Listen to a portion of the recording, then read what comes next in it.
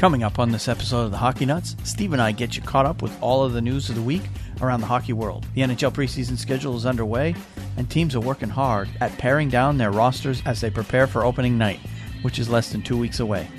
We'll update you on their progress. We also continue our team-by-team season previews this week, and this week we move east into the Metropolitan Division. We'll have all the details of all this, plus the minor league minute and our picks of the week coming up next.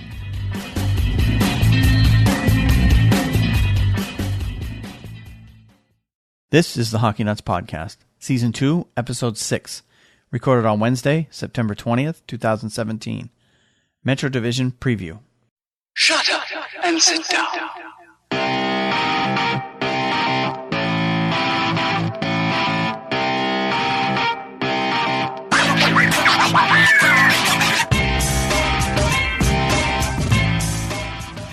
Hello and welcome to Season 2, Episode 5 of the Hockey Nuts Podcast. My name is Wayne. I'm here once again with Steve. How's it going today? Going good, Wayne. Good to be with you once again. Seems like we just talked yesterday.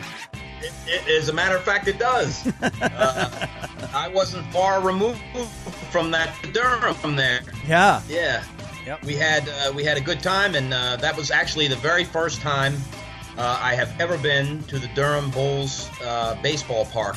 So it was thrilling for me to see that. I've heard a lot about it over the years. I'm surprised I've never been there, but it's one of those things, you just got to make the time to do it, and that was a lot of fun. I really enjoyed that. Yeah, Steve and I got together for lunch yesterday to discuss a bunch of different things, podcast related and so on, and we decided to just meet at a place that actually sits right on the outfield wall and the left field wall at the Durham Bulls Athletic Park right there in downtown Durham. So we had a great view, great weather. It was good lunch, all around good afternoon. So yeah.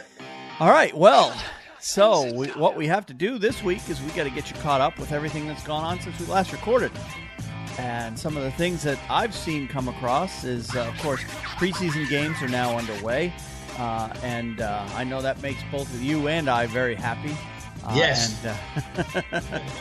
And opening night is actually less than 2 weeks away now. So yeah. We're getting close. Getting very close now. We actually won a game Monday night in preseason, so I was thrilled about that. But I've been watching some hockey now and getting back into it. So it's a great time of year. This is a great time of year. Sports starts up and the baseball playoffs come along, and you got all kinds of stuff going on in the sports world. Yeah, for sure. And with the preseason games, sometimes they're a little difficult to find the TV or watching the games because not every game is televised like it is in the regular season. So finding the games to watch can be kind of tricky, and I've been able to do some scratching and clawing and get both Bruins games, at least been able to watch bits and pieces of them anyway. But the Carolina games, the one that they played last night, I couldn't find a feed anywhere. So all I was able to do is listen to that one. So yeah. What's going on basically right now is most of the teams started out with about 60 players coming into camp, and they're starting to pare them down. And most teams have already sent juniors back to some of the juniors back to their junior team, some of the minor leaguers back to the American Hockey League, and so on. So the teams are starting to dwindle down already as we get down to, I think 23 is the roster maximum that they're allowed to carry into the regular season. So they're working their way towards that. And then, of course, this week we're going to continue our preview of all the 31 NHL teams. And this week we're focusing in on the Metro Division. So we'll have that later tonight. And then stay tuned at the end of the show for more details on our Fantasy Hockey League. If you're into that, we've got some news on that front. And then I wanted to ask you, too, before we got going, Steve, in watching the games, what are your first impressions on what I see? There's a couple things that I see. Number one was all the face-off violation penalties that have been going on around the league. And number two, how easily or how lightly a player can tap a guy on the hands and get a penalty. Yeah, listen, it was shocking. And I don't have the stats here in front of me, Wayne, but I bet I would not be surprised if there were 15 penalties, 15 power plays in the Rangers New York Islanders game. Yep. There was tons of them. I think there were over 10, but there was a lot. There was a tremendous amount of power plays, and nobody converted on them. The Rangers scored in overtime in that game, but I felt like the officiating was extremely close. I thought there was actually some poor calls. That's my take on it. It is preseason, and it doesn't really matter. But yeah, I think my impression is with the face-off violations, they're essentially just enforcing the rules that are already there. If you look closely at the face-off dot, it's a circle, but each end of the circle, there's a little bit of a white space on each end. And the face-off procedures are supposed to be that the players are supposed to put their stick inside that little white space at each end of the circle, which gives the referee or the linesman, whoever's dropping the puck, space in between the sticks in order to drop the puck onto. But over the years, you've had centers who do all kinds of things, and I referee, so I see some of the stuff that they do. They do all kinds of things to try to gain a competitive advantage over their opponent, whether they move their feet outside those lines, keep their stick outside that little white space. All they're trying to do is make the face-off fair for everybody. And right now, it's kind of difficult to watch because you're seeing centers getting kicked out of the face-off left and right. You're even seeing penalties because if you have two face-off violations in the same drop, it's a delay of game penalty. So we've seen those penalties, which we hadn't seen before in the past. So I think what will end up happening, as long as the officials keep doing it and keep it consistent across all the games, the players will adjust and they'll learn. Right. And I think you'll see that the some of the guys that have been getting away with what I basically call cheating in the face-off circle are no longer going to be able to do so as long as they stick to enforcing this. And the other thing I've seen is the amount of slashing calls that you're getting. And it's all just little, as a player is going by another player, a little tap on the hands. Normally, if the puck, if it didn't cause a change of possession and the player kept moving with the puck and it didn't really affect the play, they were letting those go left and right last year. Now, every little tap, if it's not, a whack on the lower part of the stick, which is legal, but if the tap is up too high, up close to the hands or on the hands, it's being called a slash every time. I think that's good for us as viewers because it's going to create more power plays, which in turn is going to create more goals. Now, it's going to burn our teams. We're going to be pissed about it, but in the long run, you're going to see it again. They're enforcing rules that are already there, and it will allow the top offensive players to do what they can do with less obstruction. So it's just they're just recentering the standard a little bit to get things a little bit back in line because players have been getting away with those whacks on the hands for quite a while now, and they're just. They're just fixing some stuff that they've been allowing to happen. So that's all I see. Right. It was consistent. It's not like there was a bias towards in the game that I watched a couple nights ago towards either team. But it was quite a bit of a leap up in terms of the number of calls. Yeah. All right. Well, before we move any further, let me go ahead and remind everybody that we do encourage everyone to get involved in the show, and you can get in touch with us by reaching out to us via Twitter is probably the fastest way. I'm at Wayne Halley 9, and Steve is at SBall504man. You can email the show at feedback@thehockeynuts.com. And a little note on that, I ran into a little trouble with that email address with our provider for our website, and for some reason, the email part of it stopped working for... seems like maybe a day or two. So if you had tried to send us email in that 24 to 48 hour period, it might have not gone through, but that has since been fixed. So everything is back to working again. But anyway, the email is feedback@thehockeynuts.com. You can reach us through our Facebook page at facebook.com/thehockeynuts. And you can reach us right through our YouTube channel at The Hockey Nuts NBSP.com/YouTube. And, of course, we have been streaming the recording of our show so that you can actually watch us record the show and make it. You can actually watch us either live as we do it, and generally we record around 6:30 on Wednesday nights. Tonight we're doing it a little bit early because I actually have to work later on tonight, and overnight at work. So I wanted to get the show done and out of the way before I have to go into work. But you can also watch us after the fact. If you don't want to just listen to us, and you actually want to see our ugly mugs, then you can certainly do so. So, and you can just reach the YouTube page at thehockeynuts.com/YouTube. And then as far as listening to the show on as a podcast, you can reach us through iTunes, Stitcher, SoundCloud, iHeartRadio, TuneIn, Google Play Music, Apple Podcasts app, Player.fm. Everywhere you can get podcasts, you can listen to our show. If you're listening on the PC, you can actually simply just go to our website at thehockeynuts.com, listen to us there. And you can actually listen to us at thehockeywriters.com. That is a show or a website that has a lot of great hockey content. It's mostly a blog site, but they also have a page where they list a whole bunch of different hockey-related podcasts as well. And we're in that list. I think that's an excellent website. I did want to throw in a pitch as well, Wayne. This week, I'm doing my podcast study, and I kept coming across the Binghamton Devils, and I'm like, Binghamton? No, it's been the Albany Devils for a long time. So I went and tried to find out what happened, and lo and behold, the article that I read was from the Hockey Writers.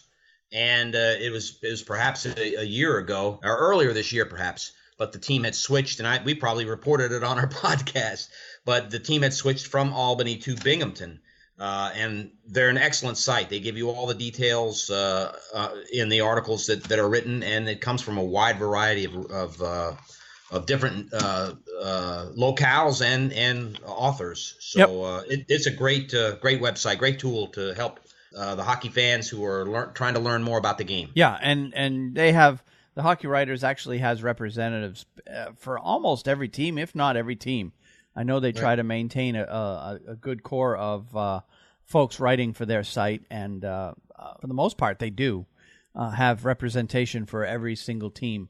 I've considered doing a little writing for them myself, but with the podcast and everything else I got going on, I really just don't have time to do anything right now. But anyway, it's something I might do in the future if I can find some time here and there to do it. But anyway, but you can get our podcast right through their website, as well as a host of other podcasts, many team-specific podcasts listed on that site. So it's a great place to go.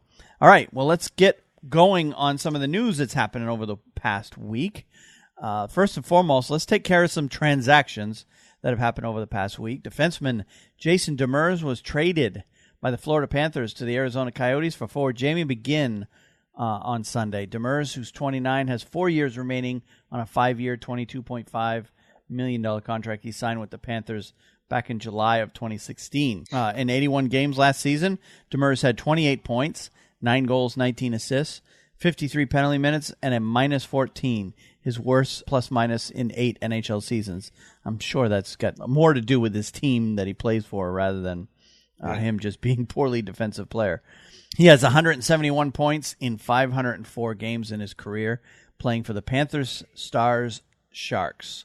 Demers and McGinn, who were teammates with the Sharks from 2009 through 2012, talked on FaceTime after the trade happened. McGinn told the reporter that wrote this article, he said he was excited that he was coming here so he could play with me. McGinn said, I let him know that I was the one going the other way, so he didn't actually know that part of the trade.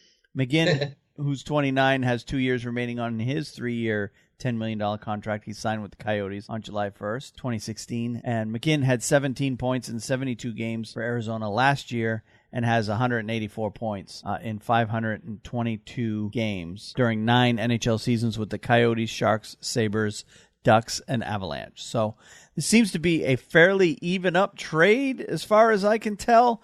That's what I think. Yep. Essentially what's happening is McGinn is a little bit more of a physical defenseman than Demers. Demers is probably a little bit more of the finesse type defenseman. So I think what you're seeing there is Florida wanted to get a little bit tougher. Arizona wanted someone with a little bit more skating, puck-moving ability. So that's essentially why the trade was made. It's a fairly even-up trade there. So I agree. It'd be interesting to see how it happens. But it's been a while since we've had a trade. July 4th, I think, was the last trade we had. So yes, this is the first trade since then. So had to mention it. All right, let's get you updated on all of the signings that have happened since we last recorded. And there really hasn't been a whole lot. Of course, right after we recorded, within 24 hours anyway, Marcus Foligno, a 26-year-old left winger, signed with Minnesota on September 14th. He signed a 4-year, $11.5 million contract worth $2.875 per year. And I believe he still had a year left on his current contract. So that was no, he wasn't. He was a restricted free agent. I'm thinking of somebody else. See, there we are getting our facts wrong again. So last year Demers had 80 games, 13 goals, 10 assists, 23 points for the Sabres last year. So kudos to the Wild for getting him signed back up. And I don't have it in front of me, but do you remember how he ended up on the Wild? It must have been via trade. Marcus Foligno? Yeah. I don't have the transaction in front of me. I don't have it. Let me see. I don't have it in front of me, but he was an unrestricted free agent. That's why. Yeah, we're totally getting all this one wrong.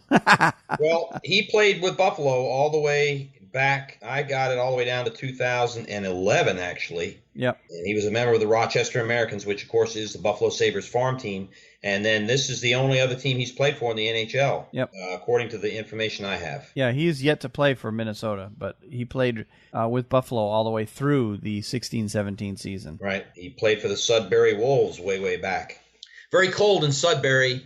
I've been in Sudbury and driven a car late at night there, and it was very cold the night that I did. So I remember that. No, I looked him up on Cap Friendly. He was a restricted free agent, so he must have been moved from the Sabres to the Wild via trade. And then the Wild were finally able to sign him. So that is actually a trade. Yep. Okay. His current contract, he'll be unrestricted when it expires at the end of the 2021 season. Right. That's where I was looking at and saw UFA. I'm like, wait, I was pretty sure he was a restricted free agent. But yes, he was in fact a restricted free agent. And Minnesota has gotten that one signed. All right, now the next one is a big one. David Pastrnak signed, 21-year-old right winger, signed a 6-year, $40 million contract with the Boston Bruins with an average cap value of $6.666, 6 infinity per year. That was signed back on the 14th, basically the morning after we last recorded. Right. And I got up that morning and saw the headline, knew you'd be thrilled. And I told you that was going to happen. Of course, I think you believed it, too. Yeah. I think...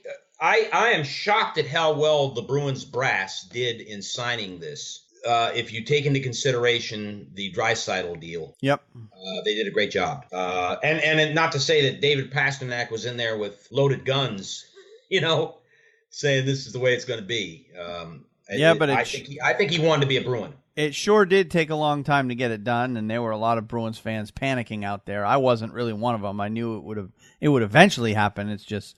It was just frustrating to see how long it was taking and how close to training camp. And he actually got into camp a day or two late. I think he arrived on Saturday, where most of the players reported on Thursday. So, but he got there. He's already been playing games. I believe he's already put some numbers up on the score sheet. It's good to have Pastrnak sign. And the one thing that was surprising to me was the average cap hit at $6.66 million. I was expecting at least $1 million higher than that, given the fact that, like you said, Draisaitl.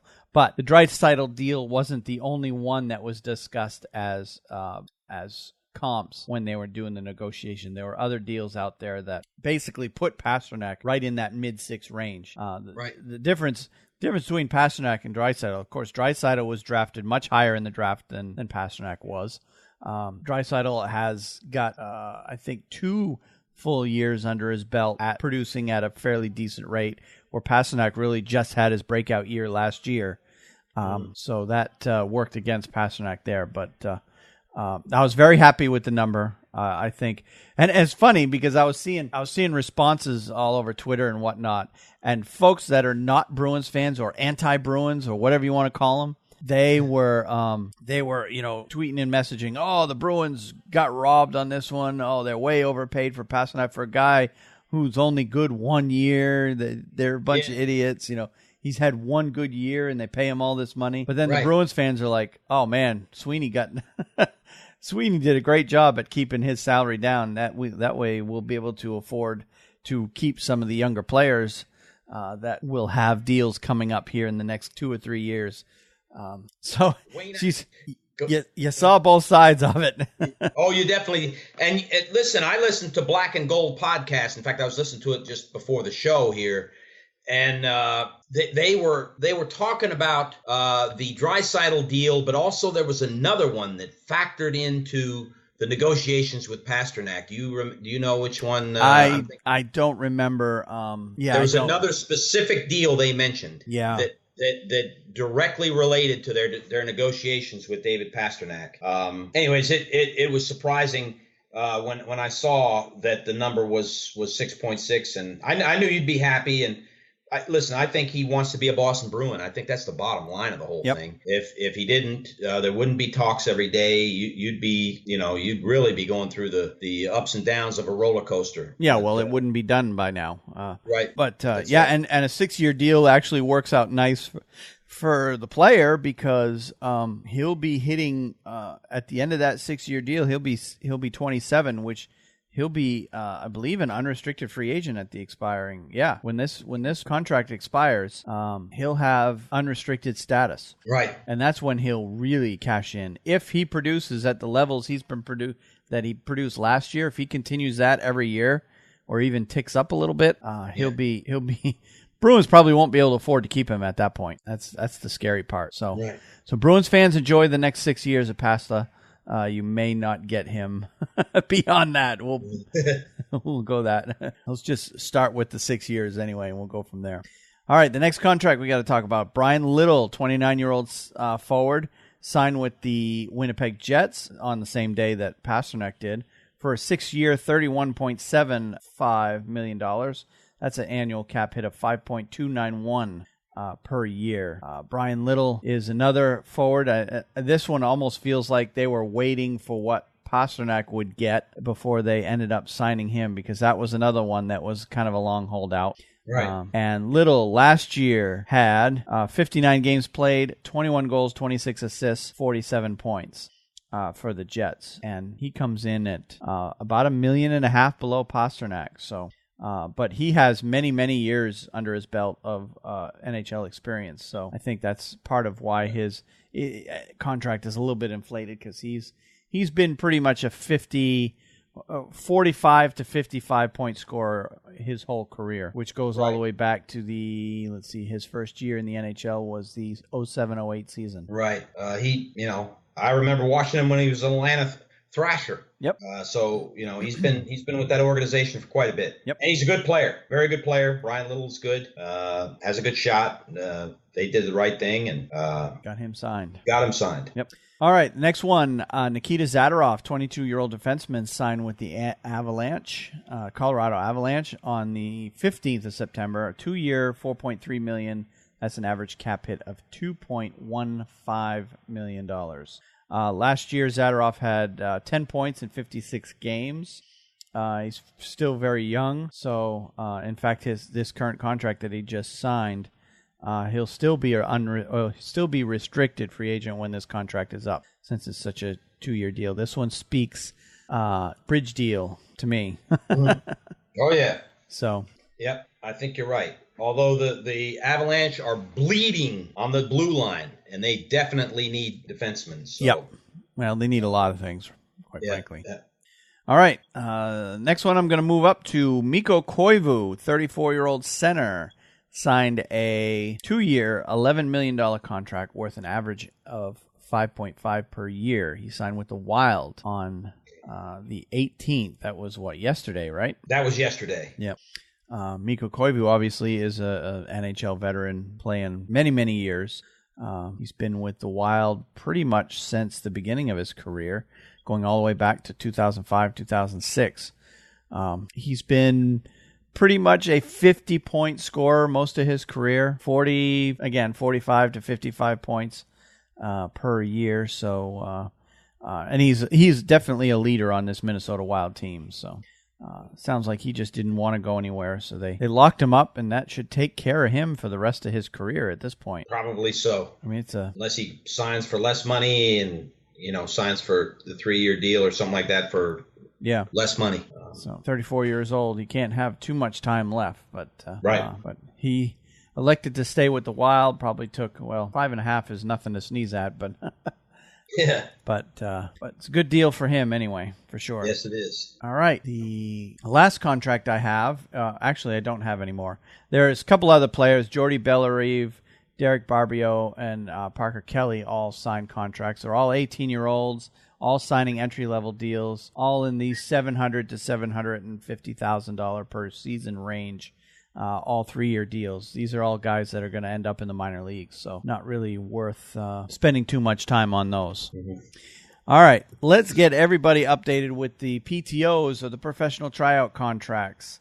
I was looking for a list that had dates on it, and I wasn't able to find it. So bear with me. I'm going to have to go through. I'll just list all the pro tryout contracts for all the teams again. We'll just blow through this list real quick just to give everybody a heads up on these pro tryout. And of course, pro tryout contracts, the way they work is it's essentially a tryout. It's a way for a veteran to try out for a team. The team can cut them at any time, and a lot of times they either get signed to a regular contract if the team decides to keep them, or they get released and they can sign anywhere else that they want to go. So as of right now, here's who is playing for what teams. Tyson Strawn's playing for Arizona. Teddy Purcell is in Boston. Cody Guluboff, I can't even say his name, is with Buffalo. Dylan Olsen, Rod Pelly, Joel Lowry, Joseph Cramarosa, Daniel Maggio, Tanner Glass, Colby Roback, Oleg Yavenko are all playing in Calgary. I don't know why Calgary signed so many PTOs. Mark Stewart, Cody Franson, Drew Miller, John Mitchell are all in Chicago. I've got a feeling a couple of those will be signed with all the players that they've had to get rid of over the summer. Ben Storm and Jared Cowan are in Colorado. Brett Gallant, Brady Austin, Joe Pendenza are all in Columbus. R.J. Umberger is in Dallas. I didn't know he was still around. He's 35 years old. Mm-hmm. P.A. Parenteau and David Booth are both in Detroit. Chris Kelly is in Edmonton. Nikolai Beloff, Harry Zolnierczyk, interesting name to say, and Brandon Perry are all in Florida. Brooks Laich, Brandon Prust, Shane Harper, Andrei Lotkinoff, he was here in Carolina not too long ago, and Chris Lee are all in L.A. Ryan Malone and Daniel Winnick are playing in Minnesota. Eric Jelena is in Montreal. Jan Mandat, Jimmy Hayes, Tim Erickson are all in New Jersey. Casey Bailey are with the Islanders. Andrew Desjardins and Bobby Farnham are with the Rangers. Chris Vandeveld, Brendan Woods, Charles David Beaudoin are all in Ottawa. Maxim Lamarche is in Philadelphia. Jay McClement is in Pittsburgh. Mike McKee and Ty Looney is in St. Louis. Roman Polak is in Toronto. Scotty Upshall and Ryan White are both in Vancouver. Alex Chason, Yuri Yokopaka, and Adam Morrison are all in Washington. Got a feeling a couple of them will be signed. They have openings. And Nikolai Brouillard and Stephen McCauley are in Vegas. So if I didn't mention your team doesn't have any PTOs at this point. All right. Now let's take a quick look at the free agent situation, some of the names that are still out there that are still available. First and foremost, the restricted free agents. According to Cap Friendly, there are only 2 left, unsigned restricted free agents. Josh Anderson, who belongs to Columbus, and Andreas Athanasiou, who belongs to Detroit. And you and I were talking yesterday about the Athanasiou situation. And I think the big problem there is Detroit just doesn't have enough cap space to Correct. fit him in. They're currently $3 million over the cap without Athanasiou. Yeah. Now, at the start of the year, they can't do it until the start of the year. What's his name? There's a guy that they can put on long-term injury reserve that will free up some of that space. Johan Franzen. Okay. He's expected to be put on long-term injured reserve, and he's got a $3.9 million cap hit. So that will put them $900,000 under the cap, but they still haven't signed Athanasiou yet. Right. And Athanasiou's not going to sign for $900,000. Right. He's gonna demand more. So in order for Detroit to get Athanasiou signed, they are going to have to do something. They'll have to cut somebody loose. Yep, they're going to have to trade some money away somewhere. So that will be interesting to see. So now, as of right now, they can go ahead and sign him, but at the start of the year, because you can be over the cap right now, but at the start of the season, October 4th, you got to be under the cap. That's right. That's how it works. So Athanasiou was making his cap hit was $628 last year, but that was a entry-level deal, and he scored 29 points in 64 games last year. He's going to be probably at least a $2.5 to $3.5 million player. That's probably where his contract is going to be. So remains to be seen what Detroit is going to do. As for the Anderson situation in Columbus, not sure what's going on there. Columbus has plenty of cap space. They've got, according to Cap Friendly, they got almost $8 million in cap space, and there's no way Josh Anderson, who also scored 29 points last year, 17 goals in 78 games, he's not gonna consume all of that money. So, just not sure what's holding things up there. All right. As far as unrestricted free agents, really the only one that I keep hearing mentioned among the press is Jágr. Where's Jágr going to go? Because Jágr still wants to play, but he's yet to find a landing spot. And I don't know if you've heard anything, but I haven't heard any specific teams discussed. I haven't either. And, if you did, you'd think he was going to play this year. I think, Wayne, it might come right down to the last couple of days if he's going to be chosen by an NHL team that needs help. Yeah. And if not, I think you're going to see Jaromir Jágr perhaps in another league.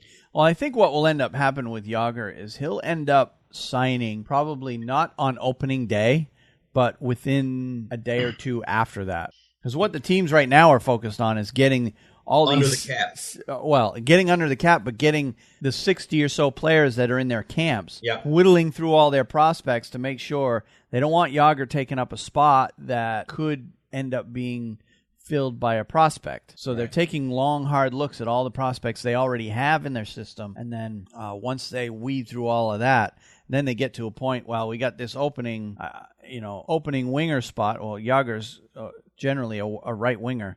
So if you got a team that's got a right winger position open and the choice is between a prospect and Jágr, they're going to take a look. Okay, well, can Jágr help us better than this prospect can? And if the answer is yes, you're going to see him sign somewhere. That's how it's going to play out. So, so Jágr is probably not sweating too bad, but within the first, I would say probably a week into the season, you'll probably see Jágr sign somewhere. This is going to be interesting. Yep.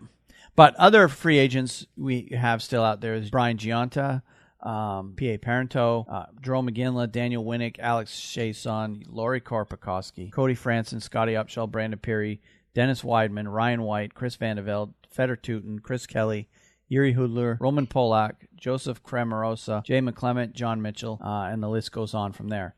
And obviously those names sound familiar because I would say over half of those names are playing on PTOs right now. So that list should be pared down. Right now, Cap Friendly has a list of 42 players that are currently unrestricted free agents that are looking for jobs and have yet to sign on with anyone. All right. Let's move on to some of the other stories we've got. Let's look at.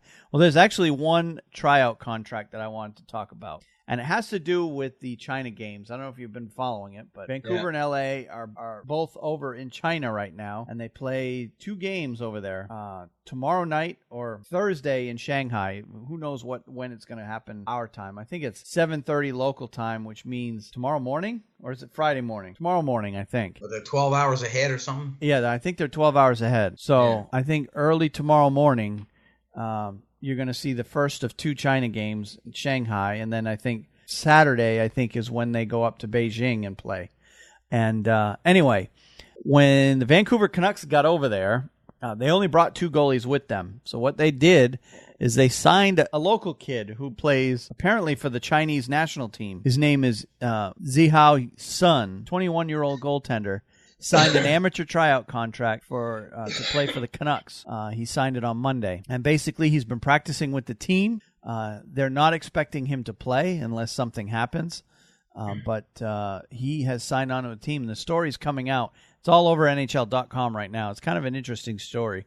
And the funny part of it is, when you look at the picture of him sitting there next to one of the goaltenders that Vancouver has, I think it's Markstrom. The size difference between him and the NHL goalie is he looks like a little kid compared to. Very noticeable. That's correct. Yeah. So anyway, it's an interesting. So I hope Vancouver gets him in, kind of does like a George Alves, and puts him in the last minute of a game that's already been decided, and just give him a chance to get his time in the spotlight, because it's a good story, particularly for people of China. It's to see a Chinese kid actually playing for one of the teams. That will really help draw attention to this thing that they're trying to do over there, and that they're trying to promote the game over in China, and nothing will do that better than putting a Chinese player on one of the teams to see how they do. So. It's good. It's an interesting story. If you want to get more about it, just go to NHL.com. Pretty much it's all over the news feed, particularly on the Vancouver Canucks website. So, all right, well, let's move on to injuries. The first one I have is St. Louis defenseman Jay Bouwmeester will be reevaluated in 3 weeks because of a fractured left ankle. He was injured during a scrimmage on Sunday. Bouwmeester had 15 points and was +6 and averaged 22-24 of ice time in 81 games last year. His ice time rose to 24-15 during 11 games in the playoffs. In 14 seasons with the Blues, Panthers, Flames, Bouwmeester has 391 points in 1,071 games. Since coming into the NHL in 2002-2003, no defenseman has played more games than him. So a very reliable player is gone down. Yep. And that's a big loss for them. That is. He's and definitely really no timetable. No, well, fractured left ankle, it could take a while. It could be weeks. Right. So, yeah, I didn't see a timetable. And then also in that same article that talked about the Jay Bouwmeester, the Blues also announced forward Zach Sanford will have surgery to repair a dislocated left shoulder and will be out 5 to 6 months. He was injured during the first day of training camp. Sanford, who's 22, had 5 points in 13 games with the Blues after being acquired as part of the trade that sent defenseman Kevin Shattenkirk to the Capitals on February 27th.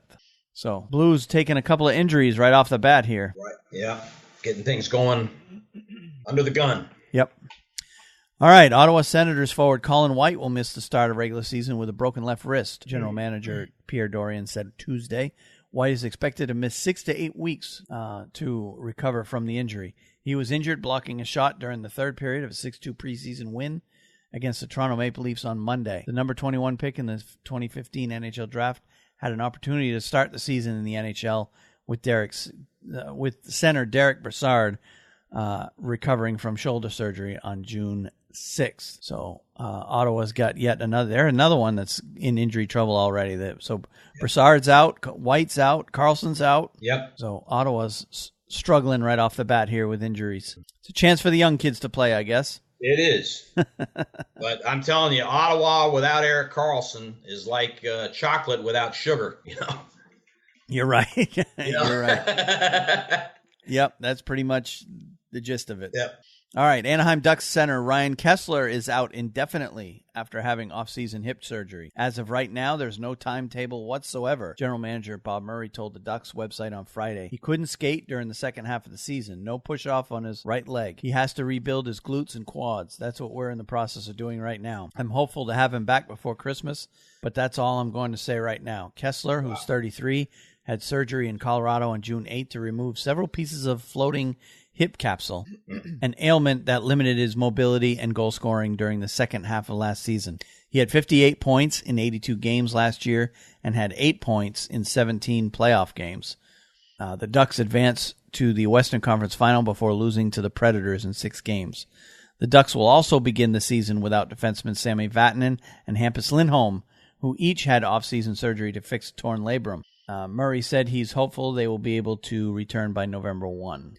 So, again, injury issues for Anaheim. And those are big ones. All Every three one of of them. those Yep. is a major injury. Yep. Sami Vatanen, Hampus Lindholm, you're talking about one of the best defensive teams in the NHL. A case could be made the best. And both of those guys are desperately needed by that team. Yeah, it looks like those two guys will be back quick. But Kessler, I guess that explains why Kessler wasn't producing. Yeah. He wasn't. He was playing hurt. That Right. had to have been painful playing like that. I'm sure. So, well, that was all the injuries I had, other than there's a bunch of little, bumps and bruises here and there, a lot of day-to-day stuff that you're going to have at the beginning of the season. But as far as major injuries, those are the only ones I was able to find. That's right. All right, let's move on to some of the other stories. First one, forwards Brady Tkachuk and Oliver Wahlstrom, each projected first-round picks in the 2018 NHL Draft, will lead opposing teams at the CCM/USA Hockey All-American Prospects game at KeyBank Center on Thursday. The 6th annual game features 42 of the top U.S.-born players chosen by USA Hockey in conjunction with NHL Central Scouting. The game has an interesting mix of draft-eligible prospects from all levels of hockey and from all areas of the country, said Dan Marr, director of NHL Central Scouting. These players bring quite a cross-section of talent, and they have been identified at this early stage of the season as some of the top prospects from the United States. It will give NHL scouts a good sneak preview of the 2018 NHL Draft. Tkachuk, who's 6'2", 194 pounds, who will play for Team Brian Leach, is a freshman at BU and is considered, that's Boston University for those of you who don't know college hockey, and is considered a candidate to be the top 5 pick. He had 54 points in 61 games for the U.S. National Development Program under-18 team last year. He's the son of U.S. Hockey Hall of Famer Keith Tkachuk and brother of Calgary Flames forward Matthew Tkachuk. Oliver Wahlstrom will lead Team Chris Chelios. He'll play this season for the U.S. National Development Program under-18 team after he had 25 points in 43 games for the U-17 National Development Program and 15 points in 20 games for the National Development Program U-18 team last season. He's committed to play at Harvard University and will begin his career there in 2018-19. And just a note on Wahlstrom, and I'm sure I've talked about it before in the podcast, he's known most for his viral YouTube video that came out when he was a 9-year-old kid doing some fancy breakaway moves in a little shootout-style tournament that he played in when he played for the Portland Junior Pirates in Maine. And I included a link to that YouTube video if you haven't already seen it. If you're a hockey fan or been a hockey fan for a while, you've probably already seen the video. So, but he had some pretty fancy face-off move there. Or not face-off, a shootout move when he was a 9-year-old kid. So, and another personal note on that, I also included the rosters for both teams with all the names of all the players that are playing.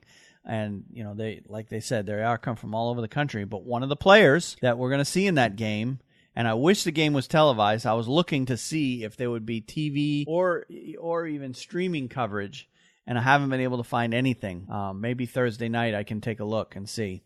But Tyler Weiss, a local kid from this area, we've talked about him before. He's playing for the USA National Development Program U-18 team. He's a Boston University commit. I don't think he goes to school there until either next season or the season after. I'm not exactly sure when he's going to start there. But Tyler Weiss, I referee with his dad, and so I know the family I wouldn't say we're close friends, but I know him personally anyway. And but they, it's a good kid, and he's also going to be playing in that game. He'll be on Team Chris Chelios. So I'll be looking to try to get the stream anyway of that, so I can watch that. So because I'll be watching Tyler's career very closely, knowing I have a personal connection to the family there. All right, I got a article in the NHL.com that basically lists all of the key dates coming up. And when I was looking through this list, I'm like, man, these are all trips that I wish we could take. Yeah. Of course, the 21st and 23rd, you have the NHL China games. And that's not one of the ones. That's not one of the trips I want to take. But that's a highlight on their schedule. September 24th is the Kraft Hockeyville USA game, which is being played at UPMC Lemieux Sports Complex in Cranberry, PA. Of course, hosted by the Penguins. And then on September 25th, a day later, the Kraft Hockeyville Canada game between the Senators and the Devils is going to be in O'Leary, PEI, Prince Edward Island. So 2 games that basically it's a contest that they find one arena in each country that has what they call the most passionate fans, and they hold a preseason game at a small local arena for the fans of that area. So the Blues and Penguins will be playing in Cranberry, PA, and the Senators Devils will be playing in O'Leary, Prince Edward Island. October 4th is obviously opening night of the regular season. November 10th and 11th is the 2017 SAP NHL Global Series, which has Colorado against Ottawa, and that game takes place in Stockholm, Sweden at Ericsson Globe Arena. So that'll be a good day or those 2 games actually, will be a good time to watch some morning hockey because those games should be on here in the U.S. in the morning, where those games are being played in Sweden. November 10th through the 13th is the Hall of Fame induction celebration. And, of course, the newest inductees, Dave Andrechuk, Danielle Goyette, Paul Correa, Mark Recchi, Timo Solani, Claire Drake, and Jeremy Jacobs will all be inducted during that celebration. December 16th, we have this 2017 Scotiabank NHL 100 Classic between the Canadiens and Senators taking place at Lansdowne Park in Ottawa, Ontario, and that's a soccer/Canadian football stadium that they're going to be playing there. January 1, of course, is the Bridgestone NHL Winter Classic, the annual outdoor game on New Year's Day.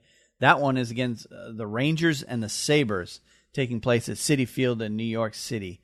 That's the home of the New York Mets in baseball, and that obviously is one of the ones that I would love to go to, and I know you would too. Oh God! I looked at ticket prices, Wayne. Oh God! On SeatGeek. Yep. $265 per minimum. seat. Per seat. One seat. $265. Wow. I don't know about you, but that's the problem with New York. The city is so damn big that the laws of supply and demand are still are going to run wild with that. Yep. Wow. A lot of money. Yep. On January 7th, 2018 is the last day of the Hockey Hall of Fame's limited time NHL Centennial exhibit. And that's going to, of course, take place in Toronto. That is the I think that's the stuff that that we went to back in April there. That's right. Yeah. January 27th, 28th, 2018 is NHL All-Star Weekend, which takes place at Amalie Arena in Tampa Bay. I'd love to go to that. That would be fun. That would be a good way to get out of town. February 26th is the NHL trade deadline. March 3rd, Coors Light NHL Stadium Series game. Toronto Maple Leafs at Washington Capitals, taking place at the U.S. Naval Academy, Annapolis, Maryland. That would be a lot of fun, Wayne. That would be a lot of fun to go to because it's so close to us. It's like a 5-hour drive from where we are. That's right. But the question is it open to the general public? That may only be open to servicemen. Yeah. The audience may only be servicemen at that game because I think it's just being played. No, it is being played at the football stitadium because I know that Navy has a hockey team too. So and it's a small arena. It's not a big, but it's a stadium series game, so they'll be playing at the football stadium. Be curious. Maybe we should look into that. See if tickets will be available to the public, or if it's going to be strictly military people at that game. The Navy hockey team, Division III. Well, they bounce back and forth. I don't believe they're Division I now, but they have been in the past. Okay. So yeah, they would be Division 2, Division 3, somewhere in that neighborhood, yeah. All right, April 11th, 2018 is the opening day of the playoffs. And June 22nd, 23rd, 2018 is the NHL draft, which takes place in Dallas. And again, I'd love to go to that. That would be fun. Some dates that are the dates that scream out to me that are missing from this list are the Olympic dates. Obviously, NHL doesn't care about that. No, they don't. But we do. And we will be covering it here on the Hockey Nuts podcast. Do not miss it. We will. We will be covering it because we are not bound to cover just NHL. That is true. That's right. We're just two fans, and we will bring that news and action to you. Yep, certainly will. All right, well, speaking of the Olympics, Alexander Ovechkin released a statement regarding the Olympics, and I wanted to read the whole thing because... Quite an article here. Because it really touches at the heart of the way he's thinking, and probably some of the other players that don't want to say anything, but, he's speaking for them too. All right, here's his words. This is an article that he himself wrote. And I can tell that he wrote it because you can almost sense the Russian accent in this article. Yep. And I'll read it exactly as written. He said, I wanted to make this statement so that my words are clear and nobody misunderstands what I'm saying. The Olympics are in my blood and everybody knows how much I love my country. Ever since I was a kid and all the time I've played in the NHL players have played in the Olympic Games. We never have to make a choice between our team and our country my whole career. I love the Capitals and my teammates here as much as I love my country, and I know all the other NHL players feel the same for their teams. We should not have to be in the position to make this choice. My mom was a 2-time Olympic champion, and when I start to play hockey, I dream that if I have a chance to play for my country, I will do it every time they ask me. Ever since I was a teenager, I've played for the Junior Russia national team whenever they ask me to. Ever since I was good enough to play on the men's national team, whenever they ask me, I play. When they asked me to be part of the Olympics closing ceremony in Vancouver before Sochi, get the Olympic Games, I said, okay, let's do it. When they asked me to be ambassador for Sochi Olympic Games, I did it. When they asked me to go to Greece and be first Russian to carry Olympic flame on the way to Sochi, I do it. When they asked me to play in World Cup, I do it. I'm proud that we win on junior team and for the national team in World Championships, but we do not win the most important thing yet, Olympic gold medal. I see the news this week, and I'm very disappointed that IOC, IIHF, and NHL put me and all NHL players in this position when some of the best players in the world do not have chance to play in the Olympic Games. This is not just about me, but all the NHL players who want to play and have a chance to win gold for their country. Our countries are now not allowed to ask us to play in the Olympics. Me, my teammates, and all players who want to go all lose. So do all the fans of hockey with this decision that we're not allowed to be invited. NHL players in the Olympics is good for hockey and good for Olympics. It sucks that we will not be there to play. I said every time I was asked since Olympics that nobody is going to tell me that I can't play because my country was going to be allowed to ask me. Now the IIHF and NHL say my country is not allowed to ask anybody in the NHL to play, and there's nothing to talk about anymore. I talked to Ted about this last year, and he support me and have my back, and I understand what I want to do if I was allowed to be asked to go. Me, my family, thank him for his support. There is nothing like Olympic Games. It is still my dream to win an Olympic gold medal for my country. I hope things will change, and all of us will have a chance to go again in 2022. What's most important to remember is kids have lots of dreams. My focus, as it always is this time of year, is on my other dream as a kid to try to win the Stanley Cup. I am excited. Training camp has started in Washington, and the time for talking is done. We just have to go out and do it, and I will try my hardest to help my teammates win like I do every year since I came to the NHL. So that's a statement from Ovechkin. Obviously, he's extremely disappointed that he's not going to get to play for his country. I will applaud. Because I really respect the heck out of Alexander Ovechkin. And, I mean, that's heart and determination and all of his talent and his passion rolled into one. And you don't see that kind of passion in every Russian player that comes over here to play. But you've always seen it in Alexander Ovechkin. And what a stand-up guy. I mean, he wants so desperately to play for his country. and you can't have anything but respect and admiration for him. Yeah, and I am still very confident that the NHL ultimately will decide to go to 2022 games because they're in China, are they not? That's right. They just started this whole Chinese hockey program. Right. They're doing these China games to try to grow the game in China. And what better way to grow the game in China than to bring the Olympic tournament there? Yes, that's so true. Now, Very good point, Wayne. the only sucky part for us as fans is whether they're in China or South Korea playing hockey. If they're in that part of the world playing an international hockey tournament, you know what time the games would be on live? Yeah. It's going to happen in the middle of the night because that part of China is 12 hours ahead of us. So a 1 p.m. game is going to start at 1 a.m. here, and a 3 p.m. game is going to start at 3 a.m., and so on. 7 p.m. is going to start at 7 a.m. So the night games we'll be able to watch if you get up in the morning and go in late to work. But but that's the downside of having the Olympics being so far away. It's on literally the other side of the world. So it would be hard to watch the games live anyway for us. And of course, with the social media and how fast information flies these days, it would be almost impossible to DVR the game and still be able to watch the game not knowing the outcome. You'd have to completely ignore the internet, everything. Yeah. You'd have to go out of your way to try to do that. Now, it's not that difficult for us to do down here in North Carolina because the local radio doesn't talk about hockey hardly ever, which is why we have this podcast because, there's no hockey talk around here. So right. We're creating it.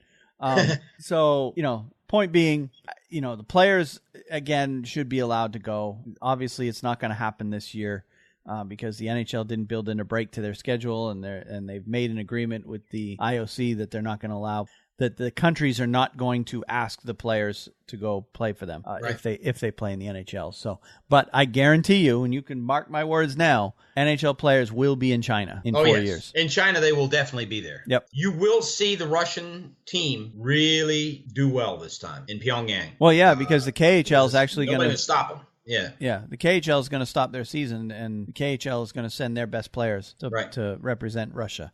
That's a good opportunity for those players to get some exposure outside the country. And you may see, once the KHL season is done, you may see the NHL sign one or two of those guys. Right. You'll see Sergei Mozyakin, Igor Shestyorkin. You'll see Pavel Datsyuk probably. You'll see some very, very good talent on that Russian team. Yep, and Kovalchuk will play for them. Kovalchuk is going to play, absolutely. Yep. So you're going to see a good Russian team. You're going to see some names and faces that you haven't seen before, and probably going to be a lot of young prospects. It'll be kind of like the way it was before the NHL players started going. The Americans will send a bunch of young college-aged, 18 to 24-year-old young kids. And they're going to use the Olympics to make a name for themselves and really go get a showing. And what we will see, that I can guarantee, is you're going to see a few of the players that are playing for Canada, USA, Sweden, Finland, Russia, Czech. You're going to see a few players signed at the end of the Olympic Games. Once that tournament is over, you're going to see a few of those players come over to the States and play in the NHL. Yep. Remember... was it 92 or 94? The goalie, Ray LeBlanc, stole the show. He stole the show there for, he stood on his head for several games there, and he essentially got an NHL contract out of that deal. I think he ended up in, New Jersey? Oh, God, I know the name. It rings a bell. I couldn't tell you where he played. I don't remember where he ended up, but he basically played his way into an NHL contract. Right. I'm going to tell you right now, Igor Shestyorkin is New York Rangers property. If he has a big tournament, they win gold, you better believe they'll be on the telephone. Yeah, I'm pulling him up. He signed with the Blackhawks. He was the star of the 92 U.S. Olympic team. Yeah. So, and he ended up only playing one game in the NHL. Yeah. And I remember that game. It was right after the tournament ended. He actually only allowed one goal, got a win in that game, made 21 saves, but he didn't end up playing in the NHL after that. Andrei Markov, another name comes to mind. He is going to be on that Russian team. Because he went over there. He went over there to play in the KHL. So anyway. So that's the deal with the Olympics. Should be it's just extra hockey for us to cover. That's right. Which is a good thing. All right, well, let's move on to our season previews because there's a lot to do there. There is. This week, we're doing the Metropolitan Division, and as always, we're going to do them in alphabetical order. So the first team we need to get to in the Metro is the Carolina Hurricanes. That is our local team here. Neither one of us are a fan of the team, but we follow them closely just because they are the local team and what little coverage the local stations give around here to hockey, is pretty much exclusively Hurricanes. So last season, the Hurricanes finished 36, 31, and 15 for a total of 87 points. Finished just out of the playoffs. They were only a few points out. They're an up and coming team, and a lot of the experts, from what I've seen, they're kind of the sexy pick this year of a team that has not been making the playoffs, as a team that will make the playoffs where they hadn't been previously. As far as players leaving, the Hurricanes have Eddie Lack, Ryan Murphy, and Matt Tennyson are no longer with the team, but they've brought in, through trades and other signings, Marcus Kruger, Josh Joris, Justin Williams, Trevor Van Riemsdyk, Scott Darling, and Jeremy Smith. Just that group of players alone, never mind talking about their prospects, that group of players alone vastly improves this team. Yeah. And this is a team that actually the last 2 years have not missed the playoffs by that much. That's right. And the last 2 years have done the very same thing as in the offseason. They brought in a great, last year it was Teuvo Teravainen. You go right down the list of the players they brought in last year. Very good players that have turned the tides on this team. Yep.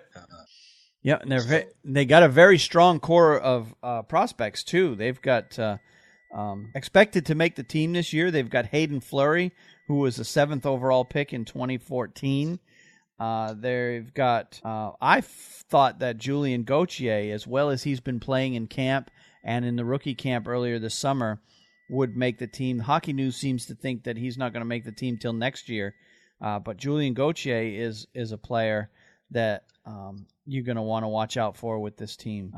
He's going to be kind of I like to say like a Keith Tkachuk or a Cam Neely style player. He's going to be a big, strong, power forward type player for Carolina. Right. Hayden Fleury, of course, is a defenseman they've got coming up through. They also have Jake Bean, which I thought might, based on, he played very well during the summer camp and has played very well thus far in training camp. I thought he might have a chance to make the team. Hockey News thinks he's a year away. But he's another defenseman that the Hurricanes have. He was drafted 13th overall in the 2016 NHL draft, and he's another top prospect for them. Right. And then, of course, you add that to your Sebastian Ahos, who will be coming off his nice rookie season that he had. He should do pretty well again. You mentioned Teravainen, who's another young star. Established guys like Justin Falk. You've got Noah Hannafin, who will take another step toward getting better. He was basically on the team right from his 18-year-old. Right out of being drafted, he went straight to the NHL. Right. Jacob Slavin, who's been a surprise, really good player for them. Right. Probably one of their better defensemen. The defense core that they have is very, very strong. Yes. With Falk, Slavin, Fleury. You've got Hannafin. Pesci, another defenseman they got, Dahlback. Trevor Van Riemsdyk. I mean, the defense core here in Carolina has a potential to be one of the best in the league. Yep. They made the big change at goaltender by letting Lack go and then bringing in Scott Darling, who they think deserves a shot at being a starter. So one of the questions I have for Carolina is, whether or not Carolina, if they can. If Darling is ready to be a full-time starter in the league, that remains to be seen. We'll find out. But they've got Cam Ward backing him up, so that's not too bad of a duo right there. If Darling plays as well as he did with Chicago, and can maintain that through a 60-game season, 60 games played, and then you've got Cam Ward, who's actually proven to play better when he gets less work. Right. So you'll see his numbers improve if they can keep him to 25 or 30 or less. Carolina will be just fine in net. And then up front, you've got Skinner, Stahl, Williams, projected to be the first line there. You've got Aho, Victor Rask, and Teravainen. Another a pretty decent second line there. Third line, Nordstrom, Derek Ryan, Elias Lindholm. And then you got a whole host of other prospects and veterans mixing up to fill up the bottom of the roster, including Marcus Kruger and Josh Joris, who are the newcomers coming in there. Right. I see it as this team is very intriguing. They've shored up the problems that they had, and I'm picking them to make the playoffs, Wayne. In the projected finish, I have the Carolina Hurricanes making the playoffs this year. I picked them.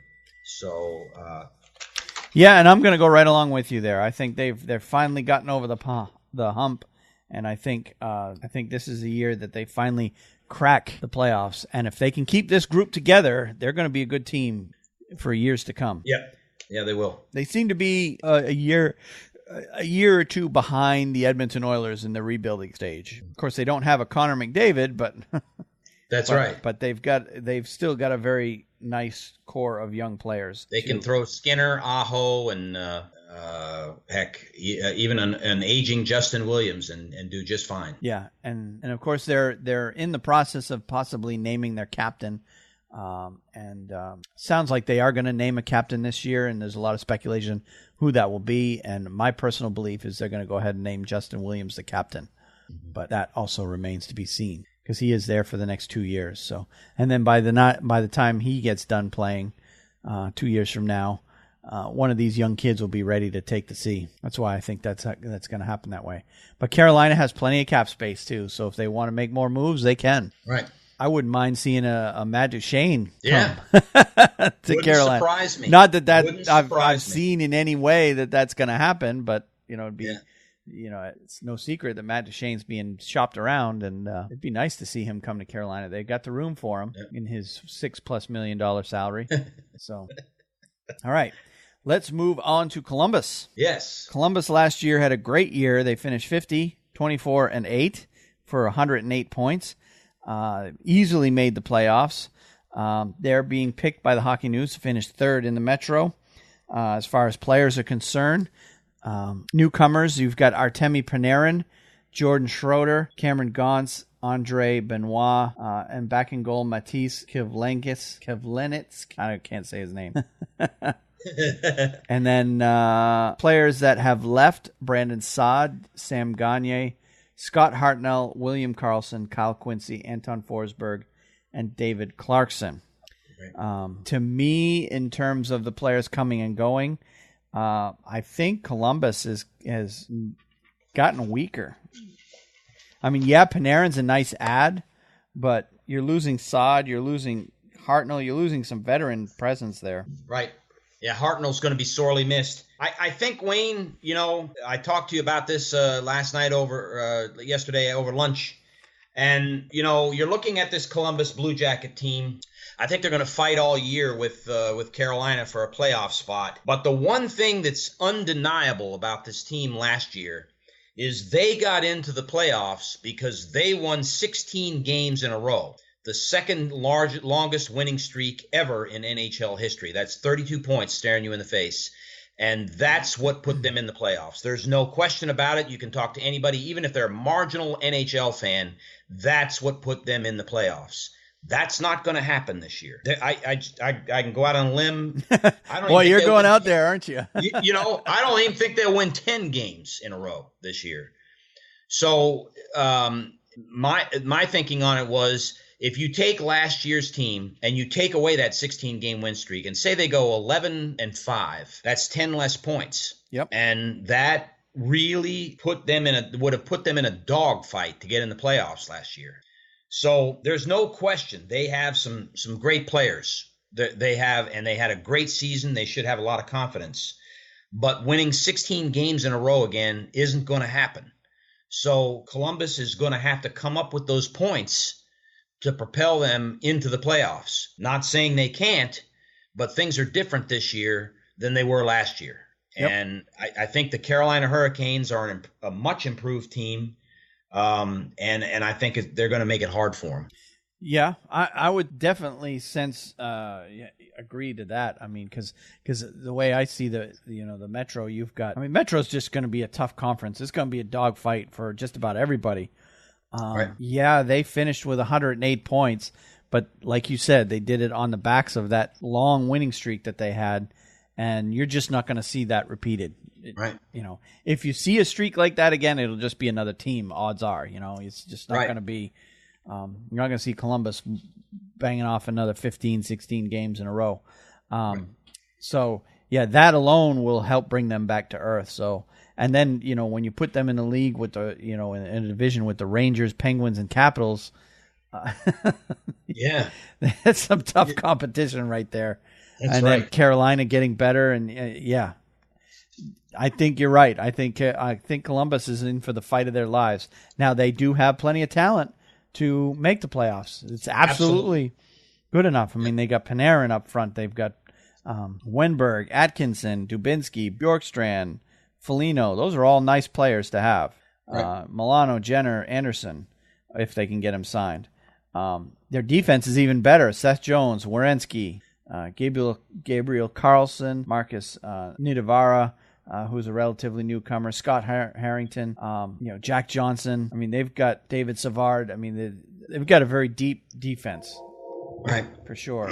And that Bobrovsky is a question mark. He struggled in the playoffs last year. He did. And it seems to me it was largely mental. So will that continue to be a problem for them? Right. Where Bobrovsky either if he breaks down mentally in the regular season, and that 16-game winning streak turns into a 8 or 9 game losing streak, right? Because his head's not on straight, right? Because the behind Bobrovsky they've got Korpisalo and a relatively new goalie core behind him. So you could see another 98, 102 points come out of Columbus this year very easily, but you could very easily see 82 points come out of them if things don't fall into place for them. So all the experts seem to be giving them, practically giving them a playoff spot.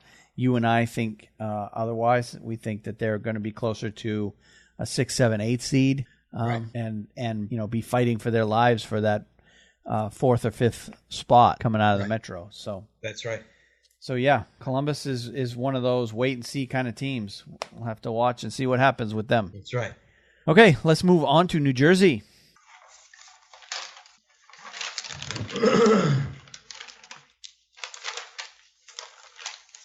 New Jersey last year finished with a dismal 28, 40, and 14 record with 70 points. Easily finished among the bottom. I think they were the bottom team in the East. Right. Finishing 27th overall in the league. They have made a lot of changes over the summer, and I think they've very quietly assembled a very good team. The players leaving are Mike Camilleri, John Merrill, Devontae Smith-Pelly, and Bo Bennett. Players coming in, Nico Hischier, who's their top overall pick that they got in the draft this spring, and it looks like he's going to make the team. Now, Brian Boyle is technically a newcomer, but we've got some news about him that may lead question of his future with the team. Marcus Johansson's a nice add for them. Mirko Mueller, Brian Straight, and Yaroslav Deblenko are all newcomers coming in. And I think the biggest add here is obviously Nico Hischier. But the question is with him is, will he be ready for NHL NHL quality competition? Right. Remains to be seen. If you listen to the people, the pundits and the people in the know, this is not a generational type talent draft guy, number one pick. But that doesn't mean anything. He's on a team that definitely needs his help because they got a lot of holes. Yep. So he may step in there and do very, very well. And you just have to wait and see how he adjusts to the NHL play. Yep. I don't by any means think New Jersey is going to be a playoff team this year. No. They're gonna be improved, but they're not gonna be improved enough to make the leap all the way up to a playoff spot. because remains to be seen. You're not going to see Hershier come out and score 80 points like you saw like a Connor McDavid or a Austin Matthews. Like you said, they're not. He's not expected to be a generational talent, but you could expect 50 to 60 points out of him if he is what they say he is. Now, one big issue with New Jersey too is the injury to Travis Zajac. Hockey News didn't talk about it because their magazine came out before Zajac got hurt, but he got hurt, and he's got a torn left pectoral muscle, which is going to leave him out for quite a while. And that's he's was expected to be their number one center. So with that said, they may end up putting Hershier in that spot to replace him. So until Zajac gets back, you're not going to see a big improvement offensively with them. But it'll be fun to watch to see Taylor Hall and Hershier get together, two former number one overall picks, to see what they can do on the ice. But beyond that, there's really not a whole lot of high-end talent with this New Jersey Devils team. There's a lot of decent pieces, but not, we're not going to see them filling up the All-Star roster. We'll put it that way.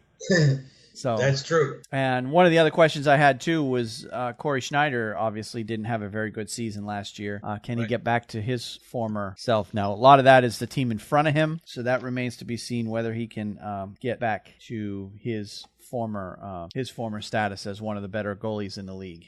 So I don't know what else there is to say about New Jersey other than, as far as prospects are concerned, obviously Hershier is expected to make the team. They're expecting Mirko Mueller to make the team. He's a defenseman. He's been in Albany the past couple of seasons, so they're obviously saying that he's going to be ready to step in. John Quenneville is another forward coming up through. He's been in the American Hockey League the last season or two, and that's pretty much it for guys that they expect to make the team this year.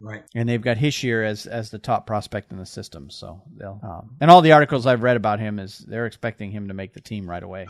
I think he'll make the team. Only because, if he were coming into like the Blackhawks, he might not make the team, but but it's the Devils. So they'll go through the growing pains with that young team. All right. Let's move on to the Islanders. Islanders finished 41-29-12 last year for a total of 94 points, finished just outside the playoff bubble. They made the playoffs the year before that, so or the last 2 years, I think, before that they made the playoffs. That's right. A big thing standing over the Islanders that I see is their arena issue, and we'll talk about that in a minute in depth. But as far as players are concerned, Travis Hamonic, Ryan Strome, Mikhail Grabowski, and Jean-Francois Berube are all gone. And they've been replaced by Jordan Eberle. And, of course, Eberle came in when through a trade for Ryan Strome with the Edmonton Oilers. And Sebastian Aho, and that's not the Sebastian Aho that plays in Carolina. That's right. This is a new Sebastian Aho, a young defenseman prospect that they've got. And in net, they've got another goalie coming in that could challenge Thomas Greiss and Yaroslav Halak for playing time. Kristers Gudlevskis is also expected to get some playing time this year. So this Islanders team, like I said, is got the arena issue hanging over their head. Nobody knows. They don't seem to have a solution there. They played a preseason game the other night at the old Nassau Coliseum. I don't know why they don't just go back there. I guess I don't know the details of what's going on there. Because it's obvious that the arena they're in now is not it's not a hockey arena. It was built for basketball. It's got weird angles because they're basically shoehorning a hockey rink into that arena at the Barclays Center. So the Devils need to find a solution soon for their arena issues. And I don't know why Nassau Coliseum is such a bad place. I know it's old, but they just did some renovations to it. Couldn't they continue to work on renovations to bring it up to NHL standards? I guess I don't understand. I don't understand that either. I think it has to do with zoning issues and stuff, New York red tape. But I know that and Charles Wong doesn't own the team now. He's gone. But he was having to bankroll that team each year, millions of dollars, because I think Nassau Coliseum only seats 8,000 or 9,000 people. So it doesn't fit the mold of the NHL arena that you and I know. And I think that's I thought it seated more than that. Reason. That's maybe it's 10,000, but it's not. It's not many. It's not as much as Winnipeg's arena.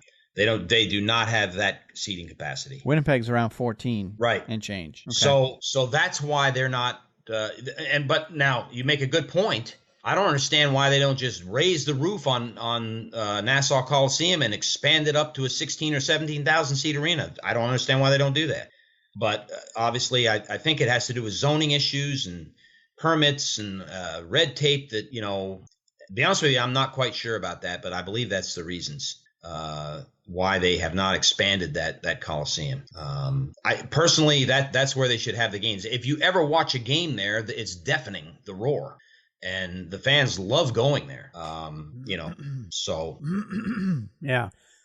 Actually, I just looked it up, and before closing for renovations in 2015, the Coliseum seated 16,170 for hockey. Oh, I'm wrong. Yep, which is still small for today's standards. NHL wants, 17 or more. Right. But the renovations also resulted in drastically reduced capacities. It now can only seat 13,000 for hockey. Oh, okay. So whatever renovations they did, they took away seating. Oh, okay. Yeah. No, I could have sworn it was less than that. But I didn't know they had renovations in 15. So, and I think in 15, if I'm not mistaken, they were playing at the Barclays Center anyways, right? Yep. Yeah, and I'm looking at a picture of the inside of the Nassau Coliseum. There's no upper deck. There's basically a mezzanine level. So you got the lower bowl and then a mezzanine, which is basically where all the fans walk around. And then there's stairs to go up to the upper level of seating. So there's no true upper and lower bowl. It's just one continuous bowl with about halfway up, there's a mezzanine where all the fans walk. And then the sky boxes or the luxury boxes are way up near the roof. Yes, it's not an arena to NHL standards, but you would think it's better than what they got right now. Right. At least they could use that until they can get a new arena built. And I know they're having trouble. They tried for years and years and years to get a new arena built, and I knew, like you said, red tape all but prevented it, right, which is why they ended up moving to the Barclays Center anyway. But now you're seeing, look, if the Islanders can't find a place to play in New York, and I would doubt that the Rangers are going to give them time at Madison Square Garden with all the other events that go on at the Garden besides hockey and Knicks basketball. There's just no room for the Islanders in that building. So with the Islanders, if they can't get an arena built that is built for hockey, I would not be surprised if that team leaves that area. Right. And quite frankly, do they really need 3 teams in the New York City area? You got the Devils and Rangers. Isn't that enough? Right. Yeah. I mean, the Islanders, I get it. The Islanders have been there forever. They got the 4 Stanley Cups. They got the history, the tradition, yada, yada, yada. They got all that. But is it time? You've got cities in this country and Canada. You got Quebec. You've got Kansas City. You got Houston. You got Seattle. All screaming they want a team. And yet you've got 3 teams in New York City? Yeah. Couldn't they spare one? Yeah. Yep. And it won't be the Rangers, I can tell you that. They're not going anywhere. Right. They're entrenched for life in that city. Right. And the Devils just built a brand new arena for themselves a few years ago, so it won't be them leaving town. I think it's the Islanders that are the odd man out in this situation. Right. It's sad to say for their fans, but I think the time has come to take a look at that. And maybe they already are and we don't know about it yet. But and I think that's part of the problem with the Islanders building a contending team. You've got John Tavares there, who's going to be up for a contract either at the end of this season or at the end of next season. I can't remember which. And he's hesitant right now of signing a new contract because he doesn't know what the arena situation is. He doesn't want to play for a team that's going to be completely in limbo like that. Right, and I believe it is the end of this season, Wayne. That his contract is up? For his contract, yeah. So you make a good point. I think you're right. This is another team that could go to Quebec City. Or Seattle. Or Seattle. Those two Yep. cities are consistently named as potential cities for a future NHL team. Yep. And then you've also heard Kansas City and Houston from time to time as possible locations. Although 2 teams in Texas, I don't know about that. But yeah, I mean, they got to do something with the Islanders because it's a mess. Yep. But in the meantime, they're still fielding a fairly decent team. It's a team good enough to make the playoffs some years, not others. And right now, I don't think they're going to be a playoff team just because, well, if they were in the Northeast or what is it, the Atlantic Division, they probably would have a good chance at making the playoffs, but not in the Metro. I don't see them as a playoff team this year. It's going to be so competitive. I just don't see it. Yep. Is Tavares going to start the season, or is he still hurt? I hadn't heard that he was, because I know he had surgery immediately after the off season, and I didn't hear that he was back playing yet, but he might be. Let's see. There's a story out today in Newsday that's talking about the ice at the Barclays Center being horrible. He got he obviously got that hamstring injury March 31st that they're kind of attributing to the poor ice. No, he is going to be playing in a preseason game. So okay, good. So he should be back for the start of the season. Okay. All right, let's move on to the next team, the New York Rangers. New York Rangers. They finished 48, 28, and 6 with 102 points last year. Made the playoffs fairly easily last year.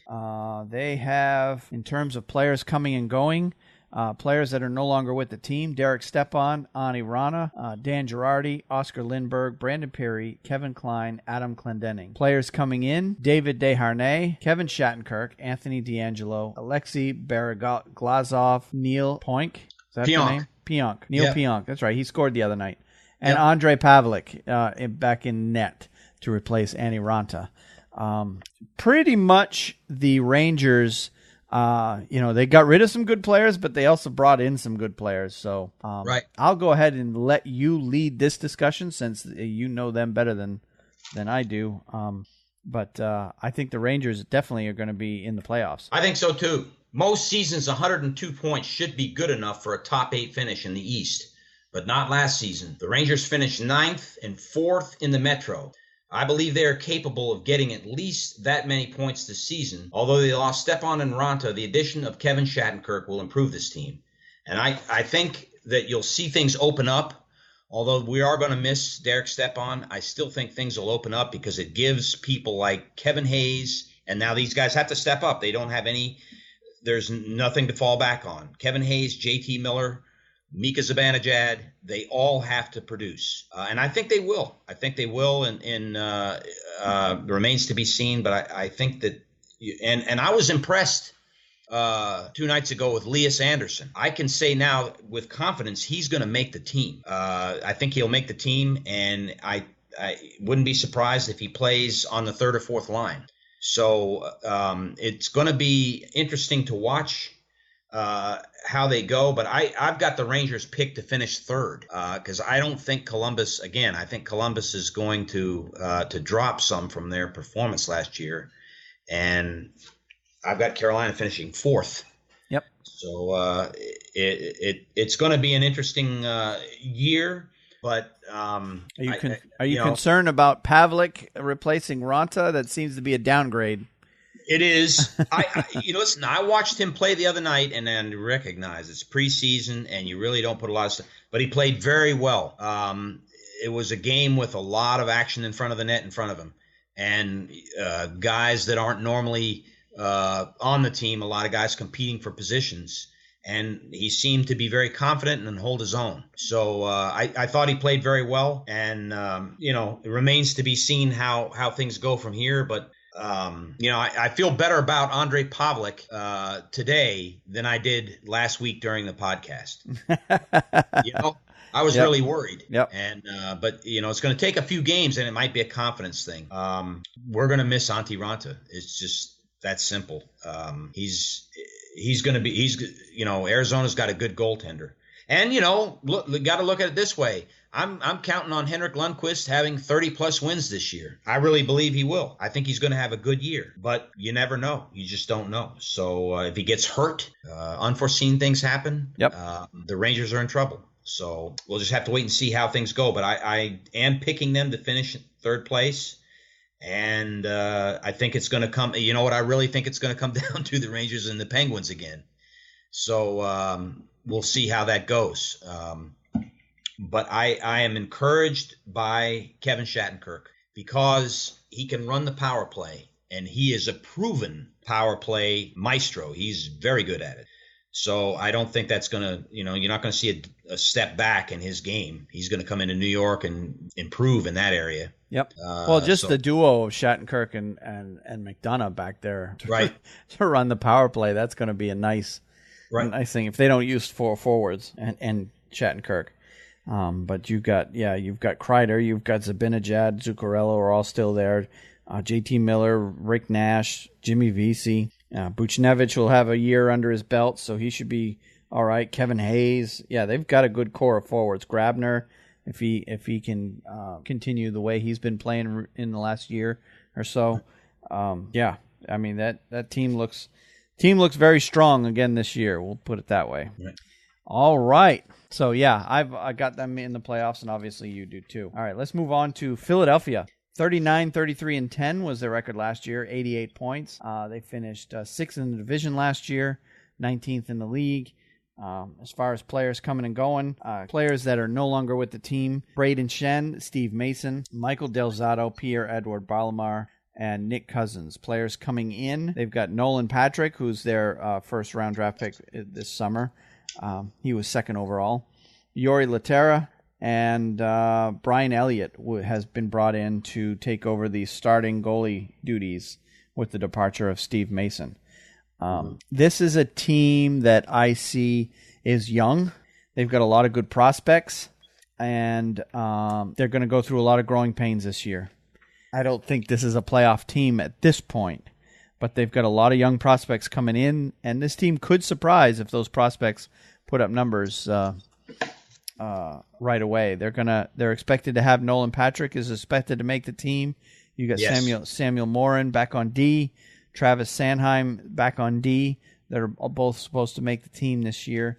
Time will tell whether or not that ultimately happens. Right. They've got a lot of young players. They still have Claude Giroux. They've still got Jacob Voracek, Wayne Simmons. They still got some decent pieces up front. Valerie Filppula, Oscar Lindbohm, Sean Couturier. So they've got some good pieces up front. Ivan Provorov, Shane Gostisbehere back on D, Radko Gudas, who's more of your stay-at-home guy, Brandon Mannion, Andrew McDonald, Travis Sanheim again, is supposed to make the team. So they got some decent pieces on back, but I don't think with the competition that they've got in the Metro Division that Philadelphia is going to have enough to get them over the hump to get them into the playoffs this year. Right. But watch out in the future for this team. In the area where Philadelphia is, it's gonna be interesting to see what happens, is on the power play. Because Philadelphia, for the last several seasons, has had a powerful power play. Yep. And Braden Shen is a big loss because he was the number 1 power play goal scorer in the NHL last year. Yep. Well, Gostisbehere will be the quarterback, at least in terms of the defenseman anyway. Right. So, at me as a Rangers fan, I'm always scared about Wayne Simmons. He's always in front of the net. In the power play, he is ruthless. He's very good. So, it's going to be interesting to see what happens to Philadelphia's special team play with the loss of some of these guys.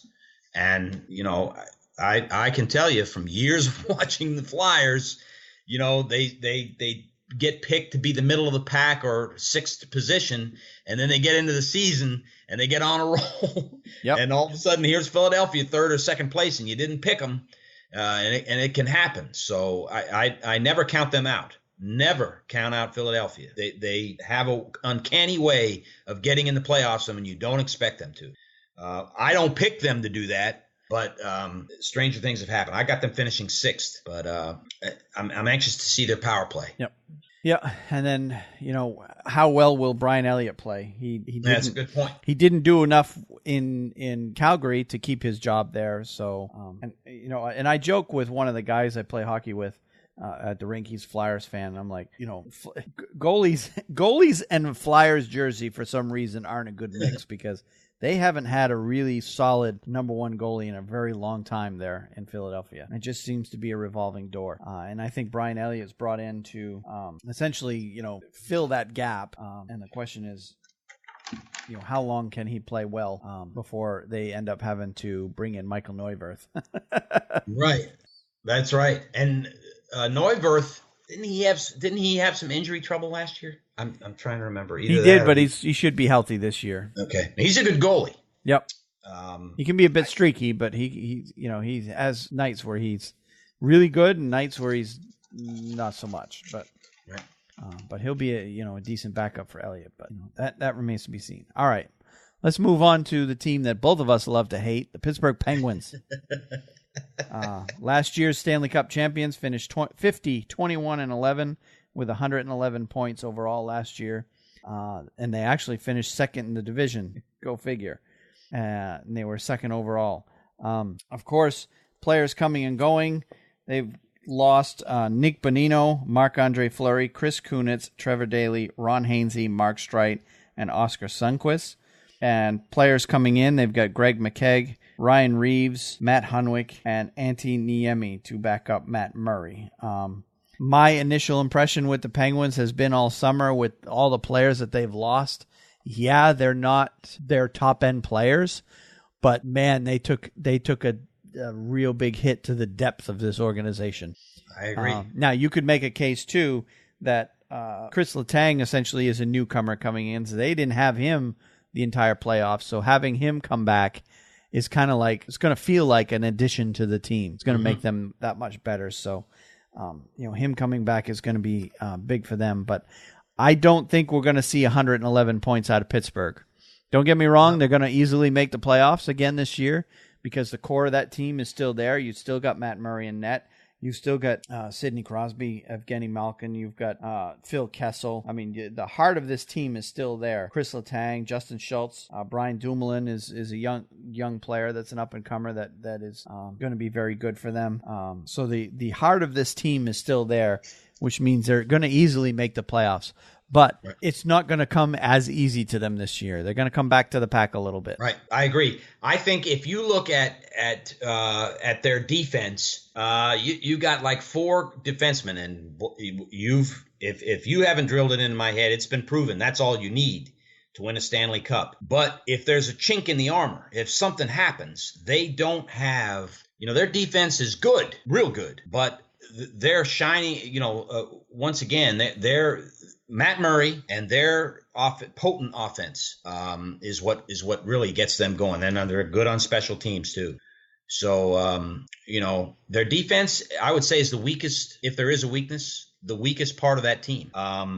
Even with Chris Letang, he's, they're clear number one, but there's a big drop off after that. Right. So that's, of course, where teams are going to attack. And, Matt Murray's going to have a great year again, which I have no doubt that he probably will.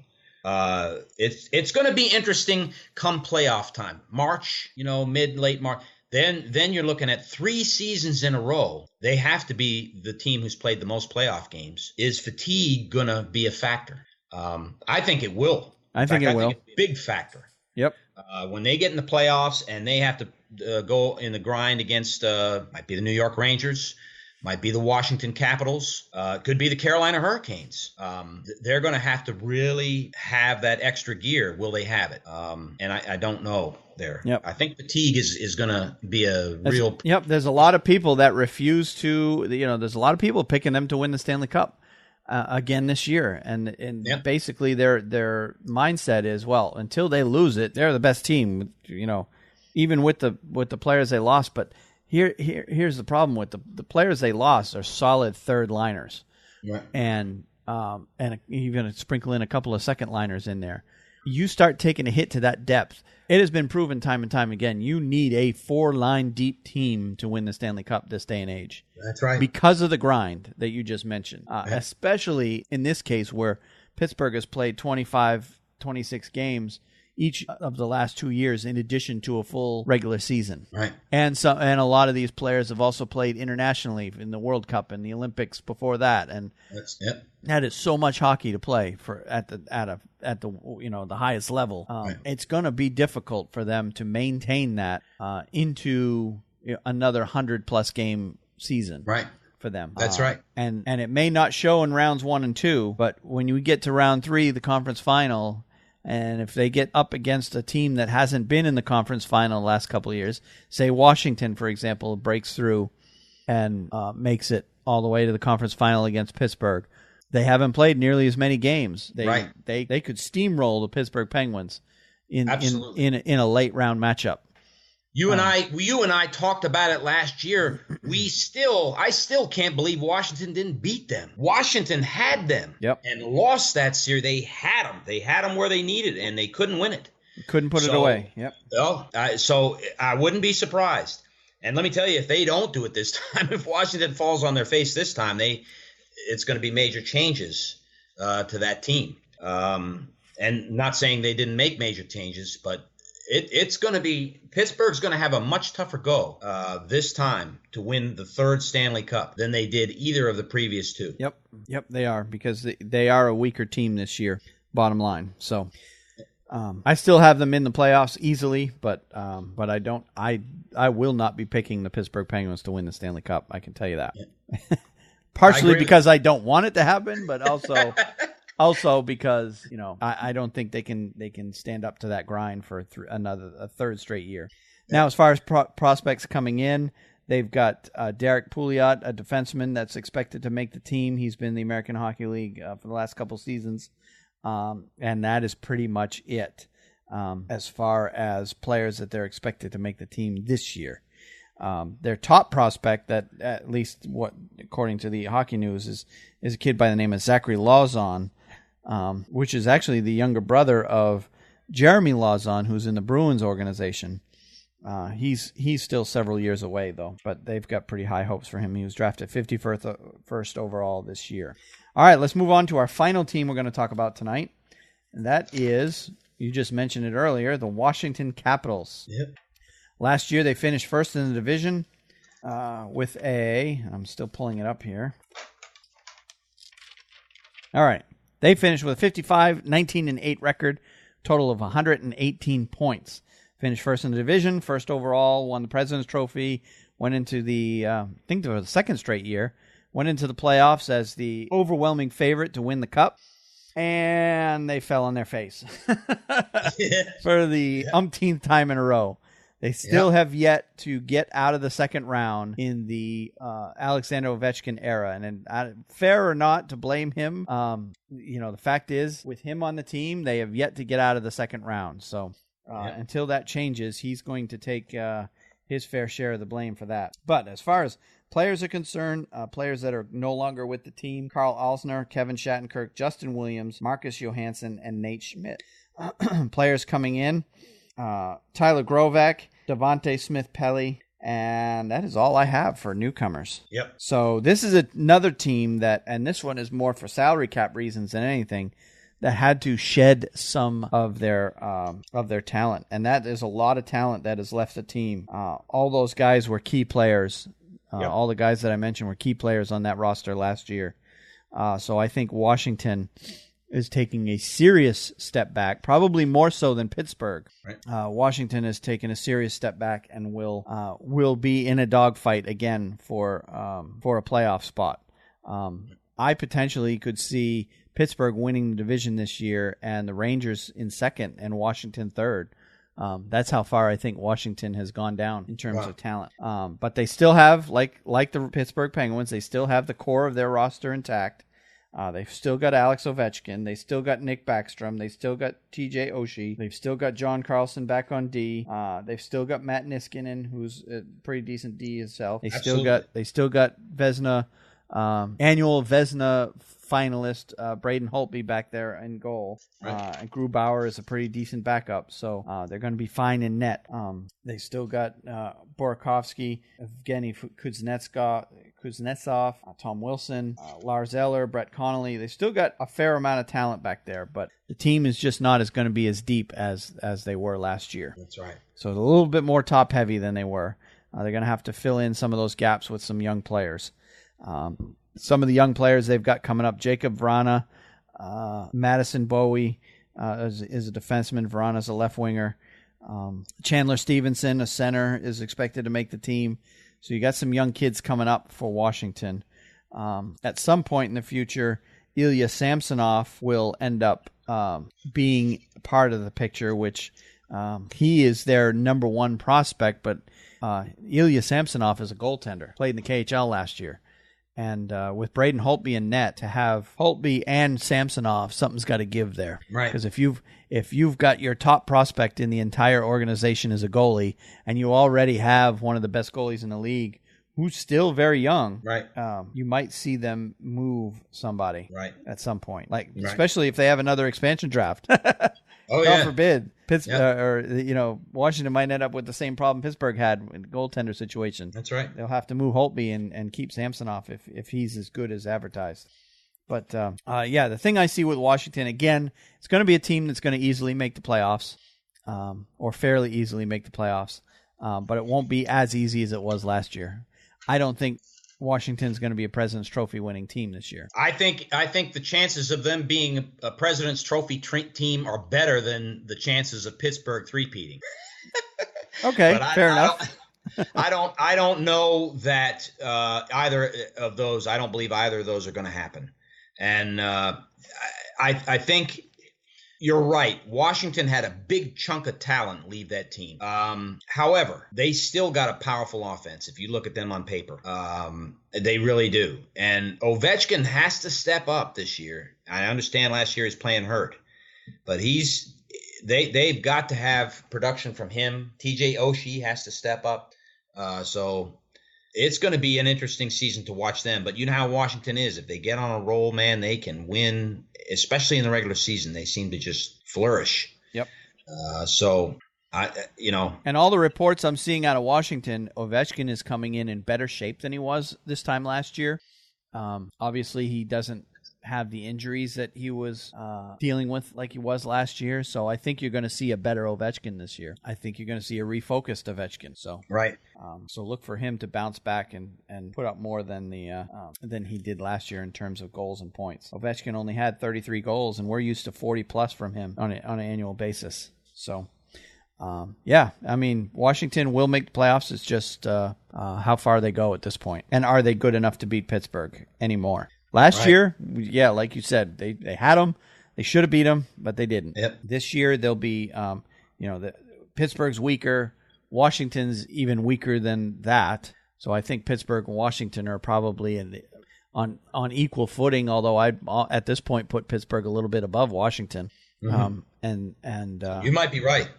And it's just going to be both teams have come back down to earth a little bit. They won't roll through teams like they did last year, but remains to be seen.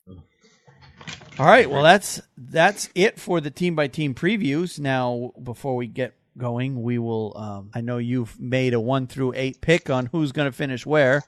Yeah. So I'll let you go ahead and do that, and then I'll see if mine agrees with you. You're gonna disagree with me, Wayne. I'm gonna tell you right off the bat. I picked the Capitals to win the division again. Okay. Because of the fact that Braden Holtby is so strong.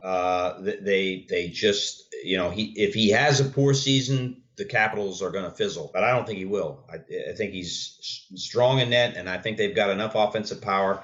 In the regular season, they do well. Followed by Pittsburgh to finish second. Third, I've got the New York Rangers. Fourth, I've got the Carolina Hurricanes. Fifth, I've got the Columbus Blue Jackets. Sixth, I got Philadelphia. 7, the Islanders. And 8, the New Jersey Devils. Okay. I could see Columbus and Carolina swapping places, but I believe it. That's a heart pick because I see how the work that Carolina's put in the last 3 years to really improve their team, and I believe in my heart they have. Yep. So All right. Well, I actually have Pittsburgh winning the division, followed by Washington, followed by New York. I've got Columbus 4th only because I think Bobrovsky will be back to his form that he was before, and then I've got Carolina 5th, but still making the playoffs. I have 5 teams coming out of this division. Okay. 6th, I have the Islanders. And then 7th, I've got the Flyers, and then 8th, the Devils. Wow. Could easily happen that way. Yep. Could easily happen that way. All right. Let's move on to our minor league hockey minute. And I don't know if you had a story or not. I don't have one written down for you, but go ahead if you do. Okay. Yeah, I have a story. And I this may be the only time I report on these guys this year, but my favorite team in the KHL is, of course, Admiral Vladivostok, and they did something. They're having a terrible year, Wayne. I think they played 11 games and they've won 2. Oh wow! They've got 10 points. I checked the standings today, so they're really struggling. But they did something quite spectacular. They beat the mighty CSKA Army men 3-1 and snapped CSKA's 9-game winning streak last Saturday. And the article I have is entitled Army Men Sunk in a Naval Battle. Admiral Vladivostok 3, CSKA 1. Admiral snapped CSKA's 9-game win streak as Vladimir Kachov got his first goal of the season. Remember that name, Vladimir Kachov. That's a guy who I think will be on the Russian team come February. Oh, okay. Yep. Kachov, not to be confused with his namesake at Akbars, is ranked as one of the brightest prospects in the Far East. But in the early stages of the season, he struggled for form along with the rest of his team. It was fitting then that his first goal of the campaign sealed Admiral's most impressive performance to date. He struck in the 24th minute of the third period, dumping the puck into the corner for Vadim, and I hope I get this name right, Krasnoslobodsev. Krasnoslobodsev. Your guess is as good as mine. To chase and heading to the net to collect his teammate's return pass to make it 3-1. The goal came 2 minutes after Krasnoslobodsev had put Admiral back in front with an assist from Kachov. CSKA was felled by those 2 early goals in the third period. God, these pages are stuck together. And struggled to get its offense going at the end of a long road trip. And they did. They played a long road trip, but they did win 9 in a row, and that winning streak was finally snapped. So I was glad to see that. I probably won't be able to report again on Admiral, but do watch out for Viktor Kachov. I think they're touting him as the best player in the Far East. Good. And as you know, Vladivostok's way over at the edge of Russia. It's almost in the I don't know what sea that is, whether it's the Pacific or the Bering Sea. Bering Sea. It's way over there. Yep. So, anyways, that's the news I got out of the KHL. Cool. All right. Well, some of the news, of course, KHL is now not only the only league going right now. They're probably more advanced into their season than anybody. And I did notice in the KHL when I was looking for stories there, St. Petersburg is still undefeated. Yep. That's the SKA, or formerly known as Red Army team. They're 12-0 after 12 games, and they've scored 54 goals. Only allowed 18. That's scoring at a 4.5 goal rate. That's like 1980s good. Yeah. So that's one story I had out of the KHL. But another name that popped up to me when I was looking at the Finnish league, because they're a good 4 to 6 games into their season. Of course, none of the leagues over here in the U.S. have gotten going yet. There's no major juniors yet, although they start this week. There's no AHL, ECHL. None of that starts until the NHL gets going. So there's really nothing going yet here in the U.S., but over in Europe they are. And largely because a lot of the European countries have the Olympics built into their schedules, so they got their season started earlier than everybody else. But anyway, Eric Perrin is a name I ran across. I don't know if you know him. Sounds familiar. Well, he was teammates with Tim Thomas and Marty St. Louis at the University of Vermont. That trio, for a 4-year span at the University of Vermont from... let me see if I can pull it up here. From 93-94 through 96-97, that trio, Eric Perrin, Marty St. Louis, and Tim Thomas, basically were the heart and soul of that University of Vermont team. And Eric Perrin and Marty St. Louis were line mates. And if you think Marty St. Louis is a small guy, Eric Perrin's even smaller. He's only 5'9", 176. Just a small guy. He had a short stint in the NHL. He played He played in 4 seasons, but he really only played 3 full seasons in the NHL, from 2006 through 2009. But since then, he has been playing in the Finnish league and has been pretty much a point-a-game player for them. Now he is off to a good start there in the Finnish league. He's in the top 10 in scoring. He's got 7 points in 6 games so far this year. So just wanted to highlight him as a basically former NHLer, that his still playing. I was surprised to see his name because, Marty St. Louis, of course, is already retired. Right. But Eric Perrin is now, he's continuing to play, and he's over there in the Finnish league and is still lighting up the scoreboard over there. Wow, that is good. At pretty much a point-a-game pace. Wow. All right. How old would he be now, Wayne? Well, he was born in 75, so that would make him 41. Wow. Yeah. But he's still playing. That is really good. Good for him. Yeah. Yeah. His NHL career or days are long over, but he's still putting up good numbers over there in Finland. All right, let's move on to our picks of the week. And you had one about Brian Boyle. Yes. And I heard this news, and I was kind of shell-shocked for a few minutes, but let me give you my take on it. New Jersey center Brian Boyle has been diagnosed with chronic myeloid leukemia and said the following: "I feel very fortunate and very blessed," Boyle said Tuesday. "We've had a tremendous outpouring of prayers, and if there's anything I can ask, it's that continues. That is something that I've seen firsthand heal cancers and heal situations that are said to be untreatable. For us, we're in a good spot. We think we have a good plan of attack here, and I'm looking forward to getting on the ice and playing and playing. The disease known as CML is a type of cancer of the bone marrow that is largely treatable with medication." Dr. Michael Farber said Boyle, and he's the sports internist for the New Jersey Devils, said Boyle is in the early stages of the disease, which was revealed by blood tests taken Thursday during Boyle's training camp physical. "We are awaiting further test results that will help guide the management and any possible return to play," Farber said. Boyle, 32, signed a 2-year, $5.5 million contract with the Devils on July 1st. He had 25 points, 13 goals, 12 assists in 75 games for the Tampa Bay Lightning and the Toronto Maple Leafs last season.